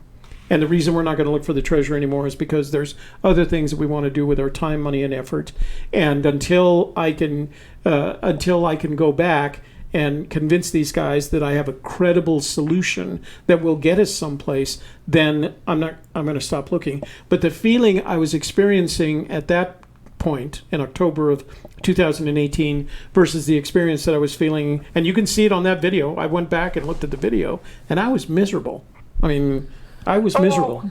Oh, you couldn't hide it. You couldn't hide it. I don't care if you were a CIA operative. You could not hide your feelings. Yeah. It was so. And Shelley was just smiley. She was trying. Normally, you would just at least look at her and giggle. There was no giggle about you. I mean, it was. And I thought that actual video is what 100% walk of shame feels like. Right there. Yeah. And that was very, as I said, very different. The other thing I want to say, it's very different. So my first boots on the ground, first of all, I had a family member that was estranged due to a death in the family. And we had that emotional moment, and it was my first boots on the ground where I thought I had it. There's no question. You guys are all silly. Why did you take years to do it? I'm going to get it. So I had that one. Then I had one that was with someone that I didn't have the emotional connection. I had one by myself, and that was empowering as a woman. I crashed, but in a different way. Because I kind of felt I can't really do it alone. I just want to get out there, and it was more for me personally than the song. Then I had the one that was my other search partner. It was his love song. It wasn't mine. I didn't really know him. I had never been boots on the ground for him. It was more, but I was meeting Forrest Fenn. So it kind of transitioned from it's all about me and finding that treasure in the crash to a social piece. Then I went out once with Cynthia. And just so empowering to find a woman that you connect with that you just go, okay, you know what adventure of life means. But again, it wasn't focused on the search. And now my next one is with Mike. Never been boots on the ground, Forrest Fenn. He has found a treasure, but I said Forrest Fenn's different because it's $1 million treasure. Yes. So Mike and I went out on a $1,500 hunt and found it. I was there when he was like, oh, my God, we found it. He was over the top. And it was like, can you imagine if that was $1 million or $2 million or whatever the chest is? So now I get to go from the emotional piece for me, from a emotional connection with my brother, to now I get to watch Mike, someone I adore and love, to say, now we're going to go and have this adventure, and we'll have function where it's a social piece and all that, but it's very different each time. So I think the context also applies. But again, I just think the crash is always there if you're a serious treasure hunter, even if there is the social piece. And don't be ashamed of it. People say, oh, you should be ashamed of your emotions. Nope. No. I'm a huge fan of Forrest Fenn. I know the treasure. I know he's honest. There were times I doubted. I'm like, it's a hoax. It was only one day, but I'm allowed to have that bad of a day when you put thousands of hours and thousands of dollars into it. Well, one of the things I would like to do is one of these times when Mike comes on is ask him kind of the same line of questioning that we had with Sassy about how he found that treasure, what got him to the point where he discovered that treasure, because I think we can learn from those kinds of things. You know, we know that they're very different from what the Fenn treasure, how the Fenn poem works, but this idea that you can follow a set of clues and get some sense that you're making progress in these things is always good to find. And so one of these days, I promised myself I was going to do this if he agreed to it, that we would call him. And do you want some breaking news? What's that? Do you want some breaking news? Yeah. So just did. We were not ready to come out as a couple yet. He went boots on the ground for 3 different days. And he called me and said each night. And this is for that one treasure that we're talking about. Yeah, boots on the ground clothing treasure. He crashed so hard. And I said, you now know how I felt with boots on the ground. And I've never said this, and I will say it out loud right now. I flew out with my kids, with his kids, and we found the treasure together. And because I said, you have to think differently. After, I think it was day 4, he just said, I don't know if I could do this. And I hope Mike doesn't get mad at me. But I wasn't ready to come out at that time. And so we just said, Mike, you're going to say that you found the treasure. But there were 6 of us there when we found that treasure. And I will tell you, it was over the top. But I don't want to take away from, he was stuck. He was stuck at a point that he was so close. It was found within 2 feet of where he was the previous day. But I flew out with my kids, his kids. We went treasure hunting, and we found it. And I said, how did you miss that? We were within 2 feet. And he's like, I just didn't see that part until you came out, and we had this Put different great dice. Yeah. adventure. One of the things. That's the piece that, Mike, sorry, it's kind of out there. One of the things about having a team of searchers I learned is that it's different sets of eyes on the problem, and things that you think you've seen before, they look at, they go like, that's not there, or they see things that you've never seen. And I think that's a real benefit when it comes to the search. But it sounds, if you think about it, it sounds a lot like that breakfast tea and bourbon search where they had gone out, they had been within a few feet of where the treasure was, and had to go back the next day. They went back home and going like, we went over these things. It's there. How did we miss it? And they found it the next day. So a lot of these things, and he went from him as a 48-year-old man to he had his 5 and 7-year-old. I then had my 9 and 12-year-old and myself. Let's think of this differently. I mean, we took a completely different. So we had him as a single person, then the 3 of them, and then the 6 of us. What got it there is the 6 of us. Talk about give the poem to a child.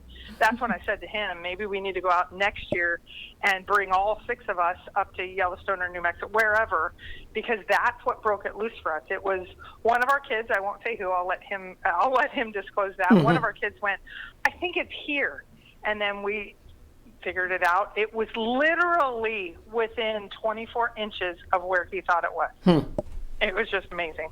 So, and that, again, I think if we talk to people who have found these other treasures like Sassy, I think there's something to be learned from that. Even if what we learn is that this treasure hunt is different. And I feel like that every time I hear one of these stories of Mike's success, of Sassy's success, of the ones from Breakfast Tea and Bourbon, their success, I say to myself, that was so different from what we're having to do here. Or Minotaur Marino's non-success. He had a picture that it was only a few feet away, and that's what Mike said to me. Mike said, I know I am so close, because there was actually confirmers along the way. Is this the one that Mike found? Or are you talking about? Yeah. Oh, okay.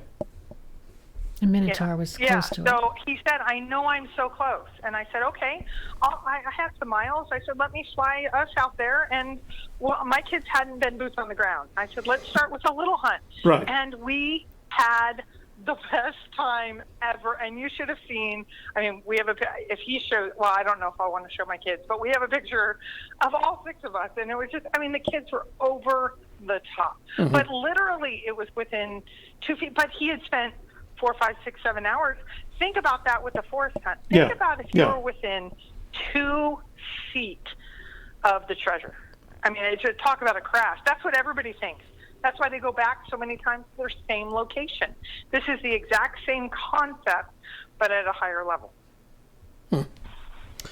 Okay.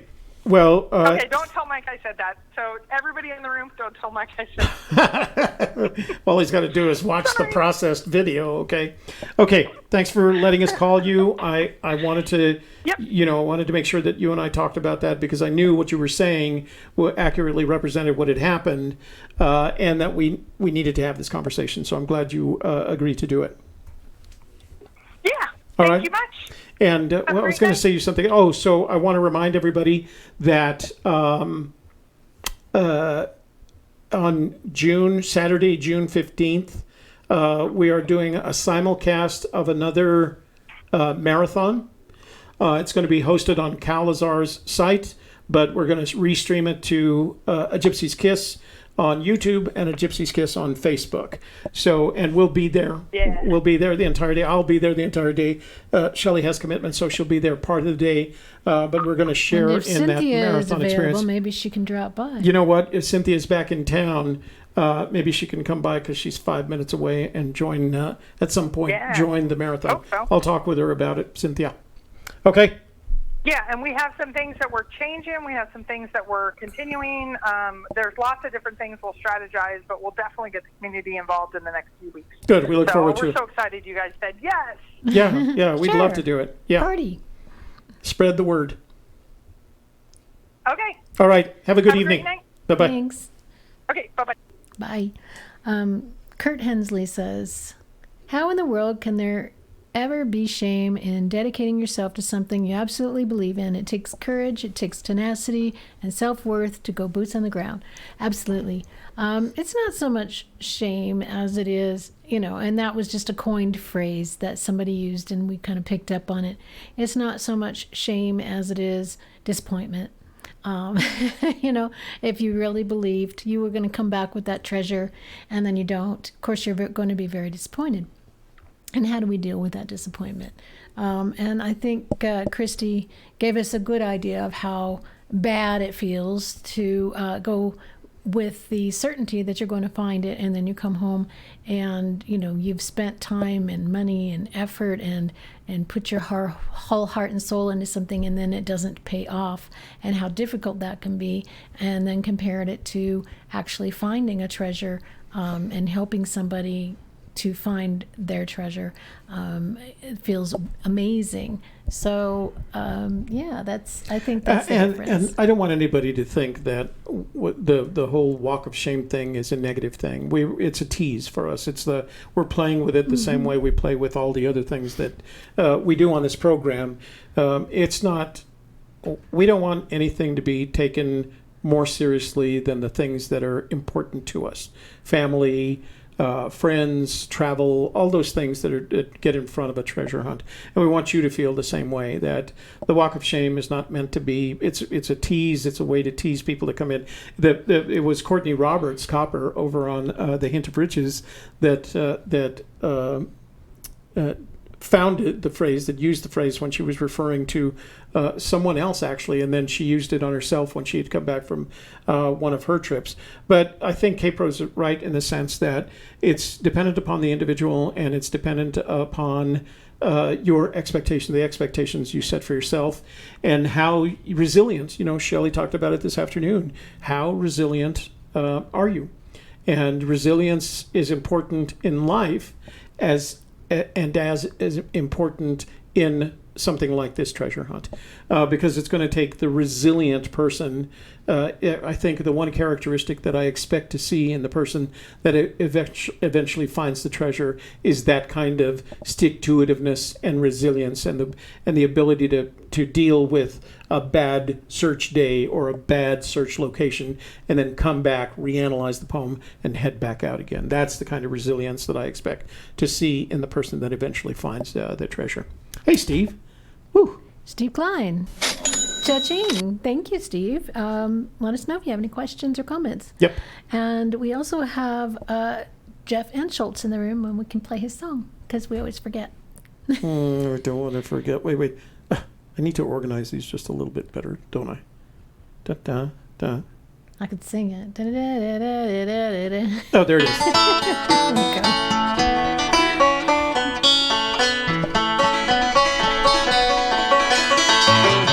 All right. Yeah. It just gets going. It's like, what? So I do. So let me go to the bottom of the list and start taking text messages. So we need to do text messages and voicemail. So we'll play. Oh my! We only have 15 minutes left. Get hurried up.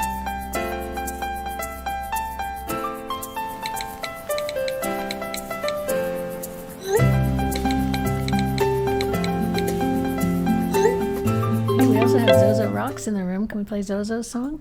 We can. As we wind on down the road, our shadows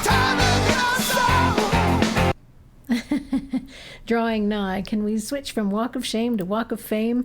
Returning searchers can share their stories in positive ways instead of being shamed. And I don't. And drawing nigh, I agree with you. I don't think anybody is intentionally shaming anyone. Like I said, I think it's I think we have more respect for people who actually put boots on the ground and put their money where their mouth is, and actually get out there and look. We have a lot of respect for people who do that, because it's not an easy thing to do. And awesome job, you guys who are out there searching, and that includes Cynthia, who is out there right now. We had Rudy Green, who just went and encountered a whole bunch of snow, so he's going to go back again in a month or so. We have Mr. T, who's supposed to be out there looking in May. Davio, Bo Walker, Clayton Watson, in Bird, who said they're going to go out in May. They may have to switch to June because of the snow, but let us know. Yeah, I think the fact that Pirates, yes, text me if you're coming through on June 1st, and we'll get together for coffee.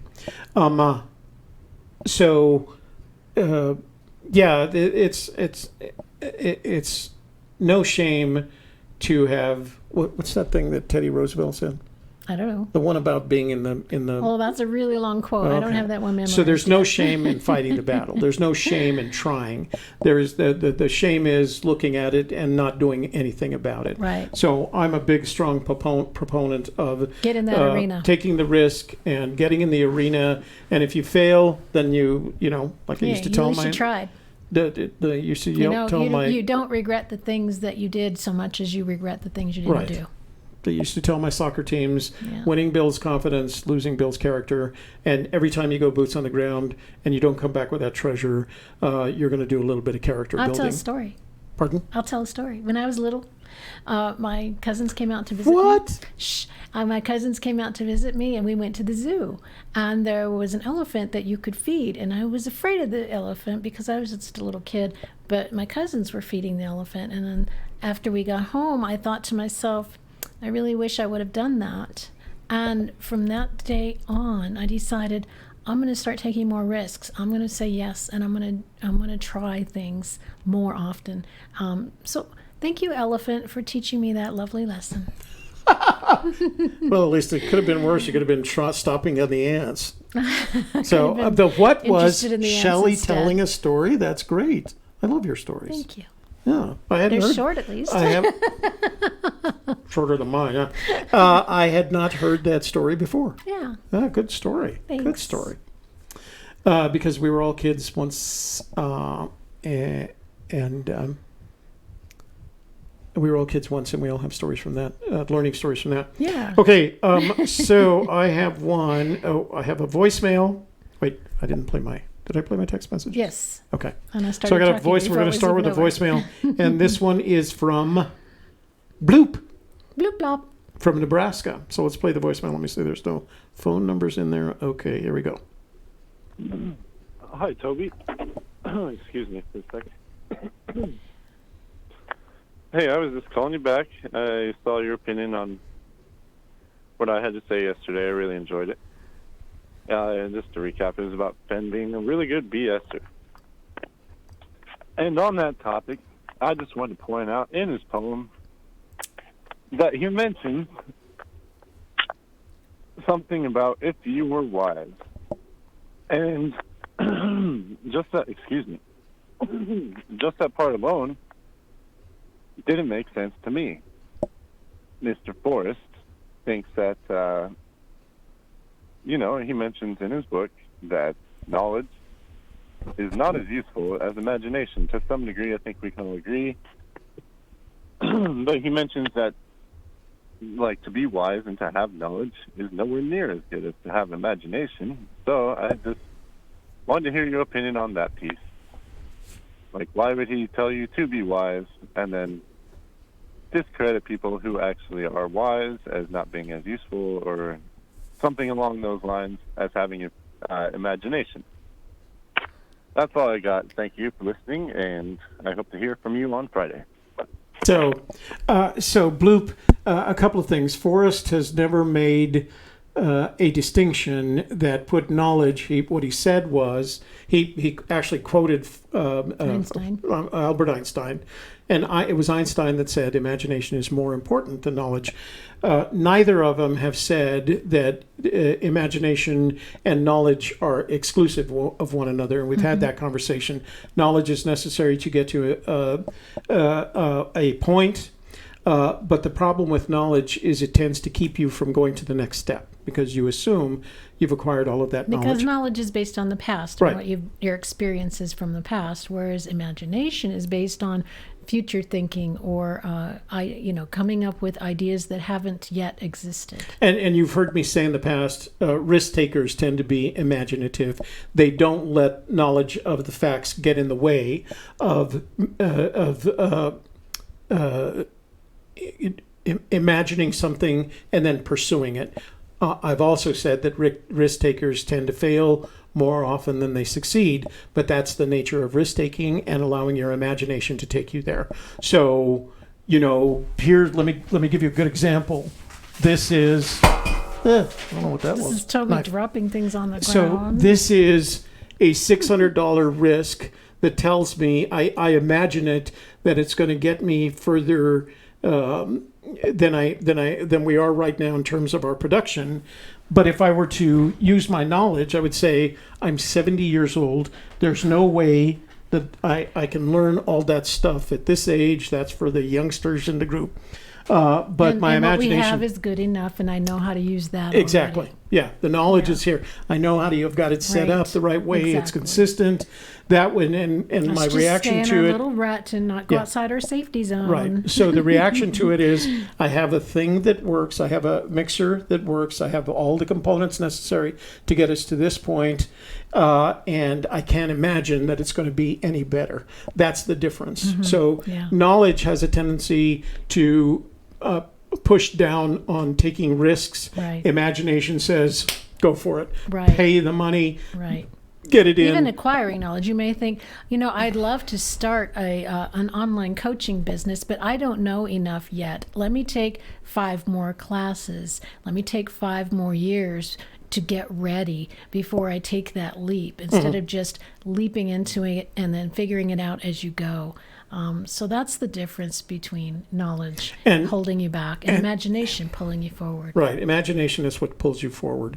But part of being an imaginative person is willing to accept some of the failure that's associated with it, and then coming right, but resilience, imagination, risk-taking, resilience, that's a triangle of kind of moving forward. But both of those are different from wisdom. Wisdom is not, it is perhaps the combination of knowledge and imagination, so that it is applied in a way that gives you the ability to invoke the knowledge of your experience, as well as the wisdom of the knowing and the imagination. I think a look at wisdom as understanding the big picture, seeing all of the pieces come together into the big picture, and understanding how they fit together to come together to be a big picture, or something that you can actually understand, that maybe you have to help other people to understand because you have the wisdom and they don't. We know that Fenn has said specifically, you have to look at the big picture. And using the word wise in the poem is an indication that if you've been wise and you've found the blaze, the implication of that is you've seen the big picture enough to get right there. That to me is the wisdom, as Shelley said, of looking at things from a less granular view, looking at the big picture and coming up with a sense of what the solution is. Because I think that's what he meant by the wisdom. Very different from knowledge, very different from imagination. And it's going to be those 3 components: somebody with the knowledge, somebody with a great imagination, and someone with the wisdom to have gotten to that point. Because I think that's what it's going to take. That's my opinion. But I don't think he's ever ranked them in the way that you said, where he said knowledge is not as useful as imagination to some degree. He's never said that. He cited Albert Einstein, imagination is more important than knowledge. But both he and Einstein had a lot of knowledge. The difference between people who have knowledge and people who apply their imagination, again, is that willingness to take risks. And if Albert Einstein was good at anything, it was taking risks, because he knew that one mistake, and he made mistakes, but he was forgiven those mistakes because the work that he was doing in a lot of other areas, he was proving himself. There was nothing that he could, there were things that he said about the way that light behaved in space that he couldn't prove. He theorized them, and he had to wait for literally dozens of years, a couple of decades, before the situation required a solar eclipse. and it required a solar eclipse in a particular location. And he would find money to fund these adventurers who would go out into jungles and Antarctica to be there to take the pictures that he needed. And each time it would fail for a variety of reasons. They wouldn't get to the location, the cameras didn't work, etc., etc. So it literally took him decades to prove the effect of gravity on a stream of light, basically. But he never stopped. And he was so convinced that his theory was right, even when he was told that it's just a theory, right? There's nothing worse than someone saying it's just a theory, because your response to that is, yes, I know, but it's my theory. It's my theory. And I'm willing to take the risk and make the investment in following through with that theory. And every time somebody criticizes your solution, right, your solve, as people are want to say, you tell them, you know what, yeah, it might be, but it's mine. And that's the approach. That's the approach we take to all of this. So that was a good text message. So. All right. Any more messages? Let me see. I had one more. Got about 5 more minutes. Hi, it's Randy here. I got my hands on a Forrest Fenn poker chip. Am I supposed to trade it in for something, or is it just for a decoration? Poker chip. So I would contact Christy or Mike. It was that poker chip was theirs. They were giving it out at the Fenn series of poker, the poker event that they held in Las Vegas, and I know they were giving them out. If you found it someplace, that might be an indication that they're going to trade you something, but I don't know the answer to that question. So, Christy, if you're still in the room, maybe you could answer that question. It's Randy, and he doesn't say where he's from, but he's got one of your poker chips, Christy, or Mike. Maybe you could tell him what to do with it. And I'm just going to say hi to some people in the Facebook room. We have Jean William, who's going out in 2 weeks searching, and also around July 14th. And we have Kevin Nelson. Was the treasure found? Not that anybody is aware of, so we're going to say no. So let me answer that in our traditional way, Kevin. There is no evidence, clear and convincing evidence, that the poem has been solved, that the treasure has been found and or recovered.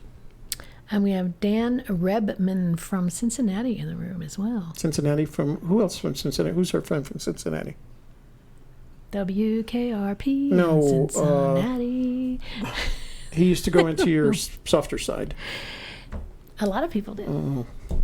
And that sounds dirty. The softer side is my coaching practice. I'm a life and wellness coach, and I have... He's been in the softer side. I have a subscriber hub. For those of you who are interested, please go to my YouTube channel and check it out, and it tells you what's going on in my subscriber hub and in the toolbox, which is a membership for men. So visit my YouTube channel and you can learn more. Shelley Carney Productions on YouTube. So this one is from Ice Cream Searcher. He says, is there confirmation that the clue cipher in Jenny Kyle's book has been solved? Has, what's WM? Confirm this. Has, what's her website name? Mysterious Writings. Confirm this. Thanks. Love the show. So if I remember correctly, when the book, I have to make, I have to qualify this. And the qualification is there was a book that came out at the beginning of the fall, at the beginning of the search season, that had a cipher in it that I remember it being solved. Sassy, I'll bet you Sassy knows whether or not that cipher in that book had been solved. So last night I was watching Mike and Christy's show, and Mike brought out the book, a Jenny Kyle book, and said it has a cipher in it, and I'm going to start working on it. The impression it left me with, and this is, I have no validation, so maybe you guys can clear this up in the room. Debbie.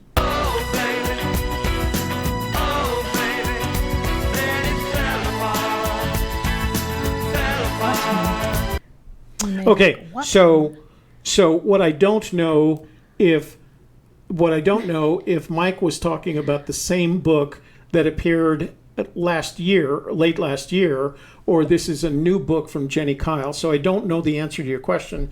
If it is the book that you're referring to that was released last year, I remember seeing I'm not necessarily into that stuff, but I remember somebody saying that someone had very quickly after the book was released, published, that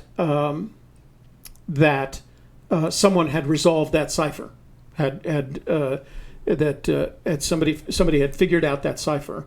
So my sense is, based on what I saw of Mike last night, is that there's another book with another cipher in it. But maybe you guys could tell me that. I don't know for sure. So I don't know the answer to your question. I'm sorry. I hate it. What? Susie wants us to call her. Susie, we're calling you. How much time do we have? A minute. Oh. You want to call her? It's up to you. She says, if you want to talk about my boots on the ground. Susie, we're calling you. So this is Susie Fennhaven of Susie Fennhaven YouTube channel. And apparently she has a boots on the ground. Here's her entry. Because she's our little fairy. Hi, Toby. Hi, Susie. How are you doing? I'm good. So we're getting to the end of our show, but I decided to call you anyway because I love talking to you. So tell us about your boots on the ground adventure. Okay. Well, my walk of shame involves... No. We've decided that we're not going to call it a walk of shame. We're going to call it a return... Walk of fame. A returning experience. So tell us about your return experience. Well, here it is. I needed to talk somebody into going with me for one thing, and another paying for everything, and then me paying them back. Oh, okay. You know, Mm-hmm. It's like I was just like so many other searchers that I think that the sense of urgency that I go look was overwhelming. It was like, I have to do this. Oh my God, panic, you know. And so what happened is I talked my sister, who is level-headed and reasonable and all that. But first of all, I talked my sister into doing it, into paying for the trip, and then coming with me, and then I would pay her back, you know, no matter what, find it or not. And but she couldn't go for like I don't know, 8 weeks, and it was too long. So then I had to quick scramble and find somebody, you know. It's like, no, the urgency was too overwhelming. And this was almost exactly 1 year ago today. So I finally talked a friend of mine into going with me.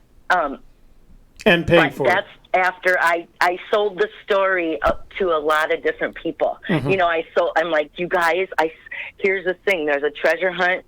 I swear I figured it out, and I'm going to go, but I need somebody to come with me. So I talked to people that didn't know anything about Forrest Fenn's treasure hunt. And I had to face all those people when I came back without the treasure, when they all were all holding their breath going, when are you going and when are you coming back? And, you know, and so where my team was like, oh, you guys, you know, I had to like say I didn't find it, and that was like humiliating. Well, so I just had to do I had to hustle. I had to do some hustling to pull it off, you know. I remember seeing the photos that you were posting. You had a lot of photos in some very interesting areas. So, and I remember you being kind of having a sense of urgency about it. So did you finally get somebody to help fund it so that you could repay them? Yeah. So I talked my friend. Yeah, so I talked my friend into going, and she was she just had retired, so she was looking for. She's like, "Ooh, I'm retired now. I'm looking for something to do," you know, and so she said, and she had the money. She just, you know, got the big retirement cash out, whatever, and so she's like, "Yeah, not a problem. I'll just pay for everything. We'll keep track, and then you can just, you know, pay me back, whatever, $100 a month or whatever." And so I'm like, deal. And so I went in, and it took me it took me 6 months to pay it off. But, you know, at least I had a plan going in, because, you know, knowing that chances are I wasn't going to find it. And I kept, even though I felt so sure, I had to keep reminding myself going, you're probably not going to find this. You know, so you need a plan B. You can't just go and, you know, cash it all in. You still have to pay all your bills. You still have to do all this, you know, but I wanted to go so bad that I thought, I'm going to see if somebody will, you know, give me a loan or, you know. So I don't see your name on this year's list. Do you still have plans to go out this year? Well, no, because I don't know what it is. I haven't figured out the poem, obviously. Oh, okay. You know? We know. She's in our boat. Yeah, you're in the same boat we are. We don't we can't go anyplace. We don't know where it is. So. That's exactly. But you know, I just put that first search on the shelf of acquired knowledge. You know, it's like, okay, I went down this road and I was in Butte, Montana, and I know that what's his name, Joe Treasure Hunter, is in the chat room. His was Butte, but it wasn't in Butte. It was outside of Butte. Right. But I, you know, I followed the poem exactly there. My warm water halt was up in Missoula, and I had myself absolutely convinced, and I kept trying to talk myself out of it, but I couldn't. And so then that's when I started fast talking my family, my friends. I think my sister's still pissed off about that whole thing. That I don't know. So, have you made 1,000 subscribers on your YouTube channel yet? No, I only and you know, I never really worked at doing that. So or let me see if I can help. So if you're in the chat room right now, and I don't know how many we have in the chat room. How many do we have in that? Oh, no, it disappeared. Oh, it disappeared but over anyway. there. Oh, why did it disappear? So what I would ask as a personal favor to do 189. is Susie is... If you just go to the side of Susie's name in the chat room, there's going to be just type something in the chat rooms. 3 dots. Click on the 3 dots, and it'll say go to channel, and then you just click on go to channel and take you to Susie's channel. And then subscribe and get the notifications bell, because she's fun to watch, and she's been at this long enough. She puts a lot of effort into her videos, and we need to get her 1,000 subscribers so she can start monetizing this and putting money away to go on her next search. So I would consider it personal After favor. she figures out where to go. If I would consider it a personal favor. I think my next, no matter what, I think I need to go to Santa Fe. I need to start where Forrest Fenn is and where this started. You know, I feel this so. You know, it might be, if I don't know if I'll call it, you know, a search or boots on the ground. I don't know what you call it, but I need to go and see Santa Fe, get the feel, you know, and then go. So that, I do have to figure out how I'm going to get. I have to figure out how to get money so I can go do that. But I think Santa Fe is my next goal, just to be where Forrest is. You know. Mm-hmm. So maybe what we ought to do is, what do they call those? We ought to do a tubathon.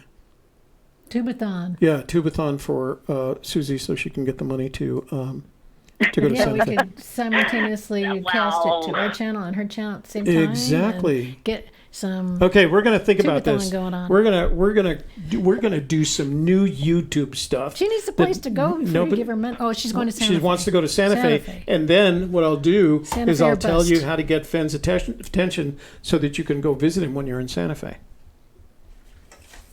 What do you think about that? That would be amazing. But I mean, that would be absolutely amazing. But I don't. Yeah, I just need to see Santa Fe. I need to see the area. I need to be there, and just to, that would be amazing. Yeah. Whatever. All right. Well, I'm going to email you, and let's talk about a Susie Fennhaven tubathon. independent from the marathon. This is Susie specific. And let's see if we can get your channel built up and monetized, and then see if we can get you some money to go to Santa Fe. Whatever. Okay, well, thank you. I'll figure this out. Let's see what happens. And we already have a couple of super chats for her. Yeah. So, yeah. Yeah. All right, guys. Suze, thank you for letting us talk to you tonight. I'm gonna close out here so we can close the show. Yeah, because now we're running late. Well, thanks for calling, you guys. Our pleasure. And we'll talk to you again. I'm serious about a tubathon. Okay. Okay? Great. That sounds good. All right. I'll talk to you later. All right. Good night. Bye-bye. So while we were on the phone with Susie, we had a couple of super chats. One from James Casey for $2, specifically for Susie because she's the best. And then one from Jeff Anschultz for $1.99. He says, if I find the chest, I'll donate it on Super Chat. Well, just bring it over and hand it to us. That'd be good. So, what K-Pro suggested just is Susie have a PayPal account that people can put money into while we are on the show together. And it wouldn't even have to go through Super Chat. Right. And PayPal, YouTube wouldn't get their 30% rate. Right, so Susie would get it all instead of... Okay, here's what I'll promise you guys, and I'll promise to Susie as well. I will, one of these days, one of our nighttime shows, we're going to have a tubathon, a Susie Fennhaven tubathon. And we're going to get her enough money so she can travel to Santa Fe. And we'll do it not by doing Super Chat, but by contributing. We'll show her how to set up, if she doesn't already have one, set up a PayPal.me account. It's relatively straightforward. And that way, if you guys want to contribute, then you can contribute as much as you want. There's no $500 limitation, et cetera, and earn her enough so that she can go visit. We'll pick a number. We'll say our goal is this number. And we'll make a big sign with like the thermometer and stuff. Yeah. The red thermometer. And we'll do it on one of our Hump Day Hoedowns or Wednesday night, and we'll see if we can get to that number in 2 hours. You guys have done a lot for us in other shows, in terms of Super Chat and supporting people like JJ Diggins, right. Jamie Jordan, and other searchers when they've been in need. So yeah. So that's, of course, it's all a choice. You do not have to participate. You do not have to give money. If you have no money, that's okay. You can just be there in support and sign up for Susie's channel. Yeah. So give me some time to talk with her to see if she has a PayPal account, and then we'll pick a day, a Wednesday or a Friday night, and we'll dedicate that 2-hour show to getting enough money on her account, and we'll ask her how much does she need in order to do that, and to get to visit Santa Fe. And then we'll see if we can get it for her. Sounds like interesting. I think she deserves it. She's a good person. All right. Drawing Nice says, was wondering if you and Shelley would tell us your zodiac sign. We'd love to. Well, I'm a Libra. And I'm a Capricorn. And what's funny about her being a Libra is that all the significant women in my life, my first fiance, my first, second, third wife's relationships between the second and third wives. And how many daughters? Just Erica. Just Erica. And the daughter that has taught me more about parenting than any of my other 5 children, they're all Libras. I'm attracted to them, and they just beat the crap out of me. So. And he's a Capricorn. I'm a Capricorn. Earthy, very down to earth. Yeah. Yeah. Libras aren't. They're none of those things. Yeah. Yeah. We are an air sign. We're take your candy before I eat it accidentally. Okay, so give me a couple of days to think about that, and because you know what tomorrow is? Tomorrow is sandblasting January days. 17th forever. Oh, that's right. Who was it? January 17th. That's their name. Oh, that's their name. That's right. That's my birthday, January 17th, 1949. I was born in the first half of the last century. In a little log cabin in Santa Fe. I used to have to walk 3 miles in the snow. Uphill both ways. Both ways to get no shoes. Okay, so we got to close this show down here, guys. Yeah, we should do that. It's been a while here. We're taking too much time. But keep an eye on that. I'll figure out how to handle it and see if we can do that. If I didn't get to you tonight, I apologize. We'll get to you. I'm going to leave them right on here, the text message requests, and we'll call you next week on the shows next week, okay? And if you need to get through any kind of crisis, especially after Boots on the Ground, make sure you check out my YouTube channel, Shelley Carney Productions, and join my membership if you like, and get some extra coaching on the side. Yeah. Okay, so you guys have a great Memorial Day weekend. Do yourself a favor and go visit, even if you don't have someone that is there in that national cemetery. It's better if Forrest you do. Is a Leo? August 22nd? Yeah, August. Yeah. Go visit a national cemetery. Just as a way, if you want to say thank you for those who have made the ultimate sacrifice. I do. There's one here in Albuquerque, but I always go to the one in Santa Fe because I've picked out the spot where I'm going to be buried, and it's looking at the mountains, and so I want to make sure it's still there before somebody else gets into it before I do. I just channeled my mother. Yes. Yeah, I did. Yes. Okay, guys. Okay. So let's see. That's how, baby. That's how you talk during the recording. And by next week. Okay, go ahead. And thank you guys so much for being with us tonight for our Friday Fenndango. We enjoyed your presence in our chat room and appreciate all your texts and emails. And for A Gypsy's Kiss, I'm Shelley Carney.